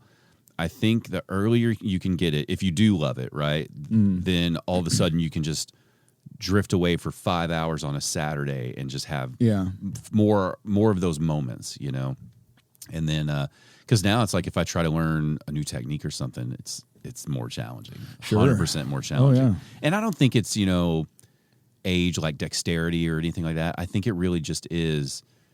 I'm probably only playing for 30 to 45 minutes if I play. I'm not going to spend hours and just get lost in it like you used to be able to do, So I could see starting at 17, that being a major hurdle. It was a hurdle. Is you have life already. I had life. You're already a grown adult. You got to do stuff. I had bad poems. I had a 98 Volkswagen Bug. And Yeah. I had things to do, man. Yeah. I had football. Yeah, I mean, dude, trying to learn guitar while you also have football practice. Yeah. Well, and also, I mean, for me, I absolutely did not see myself as a musician or ever being a musician. Like what made you get the guitar then? The American Beauty album by the Grateful Dead. We would go over ninth grade for football. We'd go over to my buddy's house, me and several other friends. He'd cook for us. Gibbertini, it was like this Italian thing he made. He knew from an early age he wanted to be a chef, so we would go over there. He'd cook for us. I'd go back in his room and burn some incense and put on this Grateful Dead album and just like chill out. And I just fell in love with it, and I listened to. And I would do that before every game. And it was Jerry's voice, and it was also the music, but it was the voice a lot. And I really liked his voice, and I thought, this isn't somebody that has a traditionally great voice, but it's so interesting to me, and it was so there was so much emotion in it or something. And I thought, I think I want to learn how to play guitar, and so I got a guitar. It was a year or two after that even that I got a guitar, and but that was where it kind of started forming. But it was more, I think I kind of just saw it as more of a party trick. I'll be able to play a few songs or whatever. So when I was learning how to play, I didn't want to learn how to read notes, and I didn't want to learn how to really play it. Essentially, I wanted to learn how to do just a few things that I wanted to do. And then when I stopped playing football, music kind of became my outlet, and I was spending some more of that time because I needed to. And I was also in college, so. What do you do when you're in college? You don't have your ID yet. I hadn't got my fake license yet. So we would have house parties at somebody's house, and I would sneak off, and if there would be a guitar in a back room, I would start playing it, and then people would kind of start trickling in, and enough drunken friends convinced me to play in a bar. And so when I had an ID that said I was from Des Moines, Iowa, and that my eyes were red. They made a mistake. They made a mistake on that because it was me on the picture and everything worked, But they asked all these questions, I guess, because they don't know whoever was. I don't know how these things work, but they had several questions. One of them was hair color. Wait, when I got my ID back, it said my eyes were red. So that only happened twice that got picked up on. But anyway, I was across the street from TCU, and I was in this bar drinking, just me and the guy that owned the place, a guy named Chris. And we were talking about this and that, and he said something about music. And I said, yeah, I've kind of been thinking about it. I got, several friends have been trying to get me to play in a bar. He goes, well, if you want to play here, I'll give you $50 and all the whiskey you can drink. And I said, yeah. What a deal. What a deal. $50 and all the whiskey I can drink. Yeah. So I think it was a Wednesday night, at Schooners in Fort Worth. That sounds like a Wednesday night bar for your first across gig. From TCU, the place perpetually smelled of vomit. It was great, and then I still didn't take it very seriously at all. In fact, now it was definitely a party trick. So did you just like that you could tell people like, yeah, I played a gig or something, or was it? I liked playing. Yeah, I'd become a big Widespread Panic fan. If you know what Widespread Panic is, so I think when you begin playing, and especially when you begin singing, especially if you haven't had any vocal training, you kind of learn where your range is by singing how other people sing. So if I'm singing a song by Bob Dylan, I'm singing like, Bob Dylan sings this part. If I'm singing like Willie, I sing like, or if I'm singing like John Bell from Widespread Panic, I'm singing like that, or I'm, whatever. And then you kind of find your range, and over time you develop your voice, but your voice is actually in the beginning exploring space. You don't know what your voice is really. It's like the first time you hear your voice on an answering machine, you're like, what the hell was that? That's not what I sound like. Why does anyone listen to me? Yeah, exactly. How can people even deal with it? Like I can't. Well, the first time was like such a horror that's what I sounded like. I thought, fuck, I used to like myself. Yeah. But anyway, so it was, I did enjoy the music part of it, and I liked learning the songs, and I liked the free drinks, and I liked the party, but it was a party. And not long after that, there was one night I was playing up there, and then one of the managers had an old drum kit and that was sitting on the stage. And as I was playing that night, 3 different people came up and just sat on the drum kit. And I'm sure the sound was an atrocity. I have no idea. I can't remember what it was that we played. But me and one of the drummers that got up, a guy named Matt Lombard, we said, hey, we got some chemistry here. So we started a band. And he said, my sister's dating a guitar player. And I said, I'm living with a guy that plays bass. And he said, okay, cool. So we started a band. Catfish Whiskey was the name of the band, and it was literally like pull a bottle of Kentucky Deluxe from the freezer and pour shots for us all before we leave to go play the gig. I mean, it was not about music; it was about the party. And our guitar player, when we started, he knew probably a little bit more, but basically one scale and one key, and that's where he was no matter what else was happening. And he was making the most out of it he could, and getting very creative. His mechanics were fantastic, but there wasn't a lot of knowledge there. And we were all very loud, and so it was not the best listening experience, and I've scarred people probably forever from ever even giving me a chance because of these early days in Catfish Whiskey and maybe even some of my other stuff. But listen, if you go to a show where the band's called Catfish Whiskey, you know what you're getting into. You should know what you're getting into. Yeah. You guys have nothing to, don't take any blame. All right. But I went to Europe for a semester. I studied in London while I was at TCU. And before I left, I looked at my guitar player. And there was a guy, I was working Red Lobster as well. I was waiting tables. And there was this guy that would come to the bar, and he was an old Air Force pilot, but he also was a jazz guitar player. And he had tried to give me some lessons, and it was like, Jack, I don't know what the hell you're talking about, because he was trying to give me real lessons, not just like, this is how you make a G chord. He was like trying to teach me, music theory. First exposure I'd had to that, And I said, hey, to my guitar player buddy, I said, maybe you ought to go talk to Jack and just, maybe buckle down and learn a few things while I'm gone and, see what happens when I get back. Maybe we'll see. Who knows? And I went over to Europe, and I found this open mic night that was being ran by a guy named Andrew Balkwell, who's a great friend of mine to this day. And I would go and I'd play that open mic night down the street from where I was living, and there were all these people from all over the world. They had no reason to be nice to me. These weren't my drunken friends back home. And they were enthusiastic about the songs I was writing, and they were enthusiastic about what I was singing, and they were, I thought, okay, maybe there's something to this. And so that's when I started actually not just seeing it as a party trick so much as oh, maybe because up until that point, it wasn't even oh, maybe I could make a living. It was that, didn't even think about that. Yeah. And then that trip kind of changed my perspective on how I saw myself. And so we started waiting until we got to the bar to get drunk. And we started, so slowly, slowly we began growing up, but that was a big part of it, was that okay, maybe actually I can do this, and if I can do this, then I want to do a good job of it. And then you actually start digging in and trying to be, and then you find out how far you are from being good, and then you look back in 20 years and say, man, I was even farther off than I thought I was. Yeah. Yeah. So, but yeah, that was kind of how it all. They gave us $50 in whiskey, right? Man. I know it, man. But that's how it all kind of started. Yeah, that's exciting, man. There's always that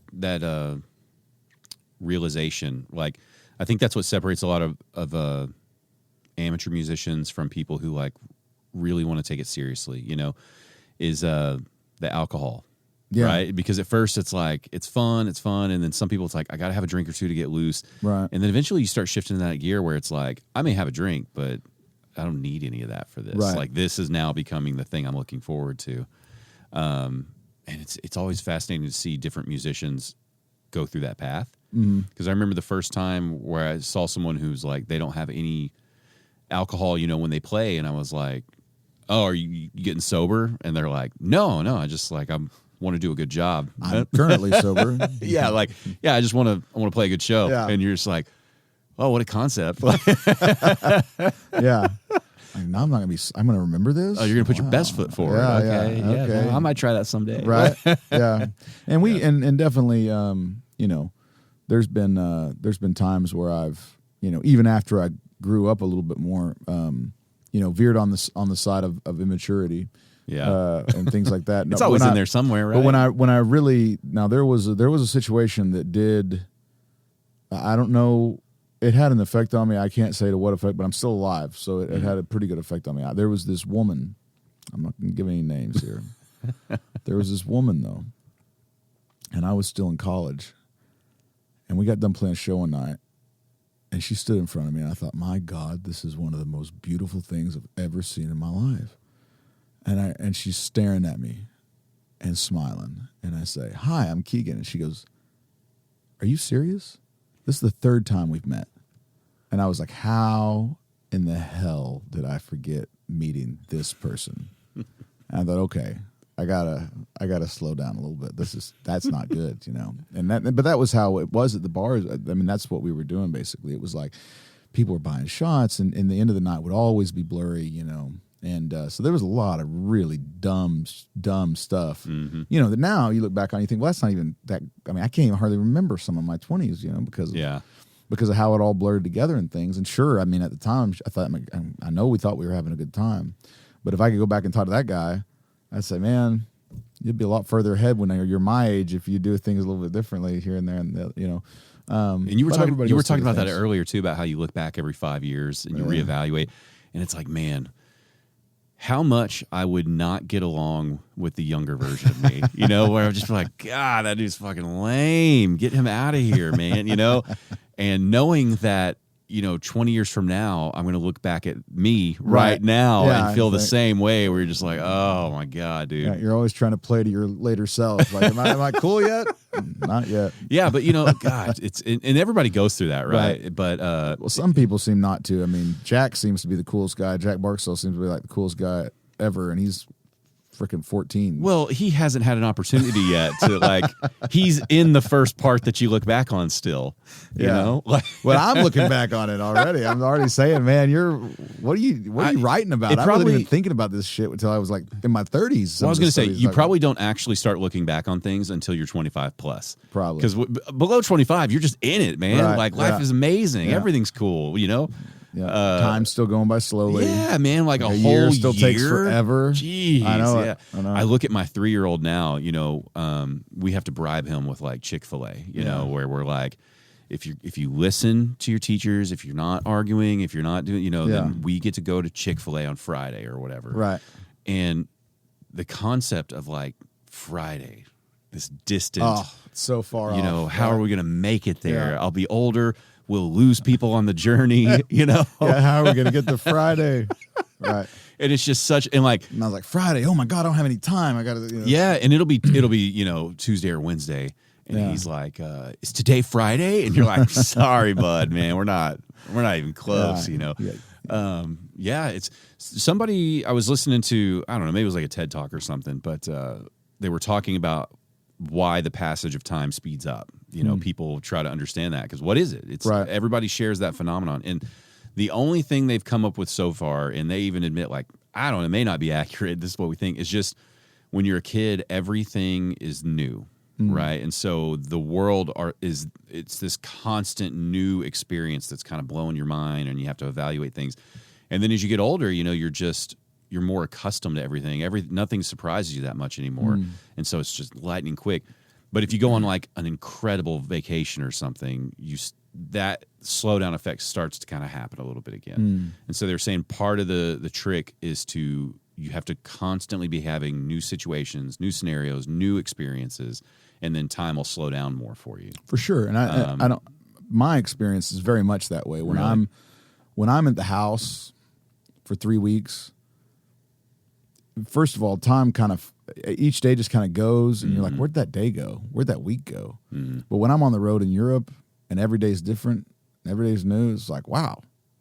That was a week ago. That seems like forever. It's like time's just, and but you're involved, you're engaged, you're always in the now. So I think there's probably something to that, and I also think it's that there's got to be something to the of what, not only what you've experienced, but the literal time that you've been able to experience. When your life is 8 years or whatever. And so you're wrapped up and you got your 8 years worth of memories, if you even have that many of, versus if you're 80.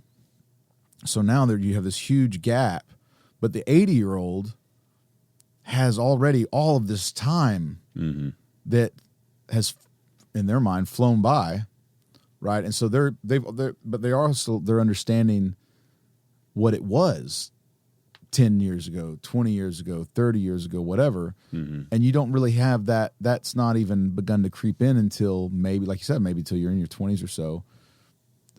Definitely when I started getting like 18, 20, 21, time started going a little bit quicker. The first really realization I had with it was after my first semester of college, because my whole life, it's like you go to school, go to junior high, go to high school, you graduate, 4 years of college. 4 years of college. It's just a block that sits out there like some thing, and it's untouched for years. 4 years of college, 4 years of college. And then it's like 3.5 years of, that was a semester. I got 3.5 years of college. It's not 4, it's like, right. Wow, that went really fast. And before I know it, I'm going to look up and be out of this thing. And sure enough, you are. But that was the first time that, like, the passing of, because in high school, a semester felt like forever. Forever. Yeah. Like, oh my God, and now it's like, I'm already in my mind basically in December. Like it's like, January started and I was already thinking, man, this year's flying by. Yeah. But that was the first time I consciously had like a thing like, whoa, I'll be out of this before I know it. Like that was a quick semester, and I only have, 7 more of these, theoretically, which I did have 7 more of those. But yeah, so I think there's got to be something in that kind of like what well we draw from in the past and stuff that kind of tilts how we perceive what's happening. Even if we can be present, we're drawing on a totally different, system than when you're. That makes sense too. Just the comparison, right? Like when you have 80 years ahead versus 80 years behind, right? Yeah. When you have 8 years, each year is a long time. Yeah. It's like if your eternity is 8 years versus 80, then those 8 years did go by very, very slow. It's an eternity of 8 years. Yeah. You've had an eternity of 80 at the other That's a running joke with my wife and I about our dog. Yeah. Because dog years are 7 years, right? And she had said something like, she read something somewhere, I don't remember, about like dogs don't experience time. And I was like, what? And she's like, yeah, this person. And I was like, well, who is this? What's the fact check on this? And she's like, because like my dog knows when people are supposed to be coming home and knows when we're supposed to. So it's like there is concept. But anyway, she's like, yeah, like he doesn't know like 10 minutes from an hour from a week or whatever. And I'm like, okay, so that's always our running joke. It's like if we leave for 2 hours and we come back, I'm like, I'm so sorry. It's been 35 years, And then she's just like, shut up. Right. Like the jokes, you've been telling it too long. Yeah. Exactly. But you do think about it. It's like, it's wild. Like my dog was in his years was younger than me. And then we were the same age, and he just turned 7, and he's now older than me, and he's the old man in the house. Yeah. And you're like, damn, that happened. It's like, I thought you were just a puppy, man. And then now I'm having to like come to grips with like, oh, you're going to die. Right. It's my coming. My dog's 12. Yeah. And, I have like my dog's like 70 pounds. So he's, we're looking at like 12 to 15 years, right? Yeah. That's what Skunk is. Delia Skunk's 12. She's half Chow, half American Bulldog, about 70 pounds. There you go. And getting all the white in the muzzle. Yeah. And like my son's 3. So it's like, I'm like, oh my God, like by the time he's like 7, like we're going to have to talk about death and why we don't have the dog anymore. And like, how's this going to affect the whole family? And it's just it all comes just pouring in so fast. Yeah. And like, all right. And it's going to go fast. Oh yeah. Like I feel guilty now if I don't take him on multiple walks or something in a day, cause it's like, oh buddy, like what? Right. You only got so much time. I know. You were supposed to live forever. Right. I know. Is this your first dog on your own? Oh no, I've had pretty much my whole life. There's been dogs. I had But is this the first one that was yours? No. Okay. This is my. So 1, 2, 3, 4. Probably 5. Do you have multiple at a time? I did once. I took a brother and a sister from a litter. Okay. Belle and Garcia. This is my first, like, my dog. Yeah. We had some dogs when we were growing up, but we just weren't great dog owners. Like, we grew up in a small town, so it's like the dog stays outside, that kind of stuff. And I never had that bond with the animal because you weren't, like, opening yourself up to have that bond. It was almost like it was a thing you owned rather than a thing, an animal that you loved. Right. And so this was the first one where it's like, oh my God, like I'm gonna have to accept that this won't exist someday. Yeah. And it's like all those little moments. And well, I'm already finding myself sensing her when she's not there. Like I was playing a gig the other day, and she sits in a lot of gigs with me, and I kept thinking I saw her, like out of the corner of my eye, just because I'm used to seeing her there. And she was at a friend's house because it was too hot or something. And I thought, I'm going to think I'm being haunted when she does die because I'm already seeing her everywhere. But she's the best. Dogs are great. We got a 1950s home, so you hear like the claws on the old wood floors. Yeah. And that's what's going to haunt me. It's like I'm going to get up in the middle of the night to take a piss or something. I'm going to think I hear I'm going to reach down in the dark to pet what's not there, and my wife's going to be like, "What are you doing?" I thought the dog was here. Yeah. Oh man, they get under your skin, dude. I know. I didn't think I would we had him before we had our son, obviously. So I was like, I didn't know I would like you this much. Like it's horrible. I know. Yeah, but it was a good it was a good stepping stone to a kid. Was it? I felt it like it was. Because, I didn't have any responsibility for another individual before having that dog. There were no consequences if I could just leave and go. And so it's like, that was the first thing on my own that I really had to take care of. And then you started really like getting worried that you weren't taking care of them. Right. And so I thought it was a good small maturity step. And then nothing compares to like the fear you have of raising a kid wrong. Sure. But, so it didn't compare, but it was a good little stepping stone. Start. Yeah. Yeah. Because, it's like now you hear people who are like, my dog are my children. And you're like, not the same. I love this dog. I love this dog so much, but it's not the same. Not the same. Yeah. But anyway, dude, I've enjoyed talking to you. We got to wrap it up, man. And I want you to come back on whenever you want because I feel like we could talk for another 2-3 hours about whatever, man. What's the best way for people to find you and check out the album? What's your preferred site? So KeeganMcInroe.com. That has basically every link you could want. But yeah, I'm on. I guess probably I'm most active on Instagram, and then the album's on, of course, Spotify and Bandcamp. If you want a physical copy, you can go through Bandcamp. Okay. But all the streaming platforms and if you type my name into the internet, I mean, whatever it is will pop up because so far I'm the only Keegan McInroe. There you go. We got it. So far. When does the, because I have listeners in Germany, when's the Germany tour start? Oh, great. Hello. It's either they're in Germany or their VPN is, but, we'll figure it out. Either way. So my German tour starts November, I think 8 or 9 in Frankfurt. Okay. or just outside of Frankfurt. It's actually a house concert, the first show. Oh, nice. Yeah, and then I'll be over till about December 3rd or 4th. That's a good little stretch, it'll man. be about a month. Yeah. And I'll have a few shows with my band that's based out of Dresden and Berlin there, and then a lot of gigs solo. But yeah, I'm going to wait till I get on the other side of this album release party, which is happening on the September 29th, which will be in the past. Yeah, it'll be after. Yeah. You are now in the future. But I've been waiting to do that. So when you hear this in the future, I ought to have got all of my Europe tour dates online. Okay. At the moment, I've been waiting to get everything booked, and we're still waiting on a one or two confirmations to come in before we make a big release with all the propaganda, blah, blah, blah. So I haven't had it on my website yet, but one of my projects this week is to start doing that because there's a lot of shows and that's going to take a while. So I got to start getting them into the system. Well, by the time they're listening to this, you've got it done. So great it's work, man. Hey, thanks, man. Awesome job. Good job, Keegan. Pat yourself on the back. But seriously, man, I love the new album. Thank you so much. And I loved the previous album. I need to go listen to Uncouth Pilgrims, apparently. Yeah, I don't know how that flew under the radar, but dude, it's cool stuff, man. I'm so glad I finally got to meet you and chat. It's been a pleasure. I really appreciate it. All right, you guys check it out. We'll see you later. The I'm a Fan of podcast, music, comedy, and more.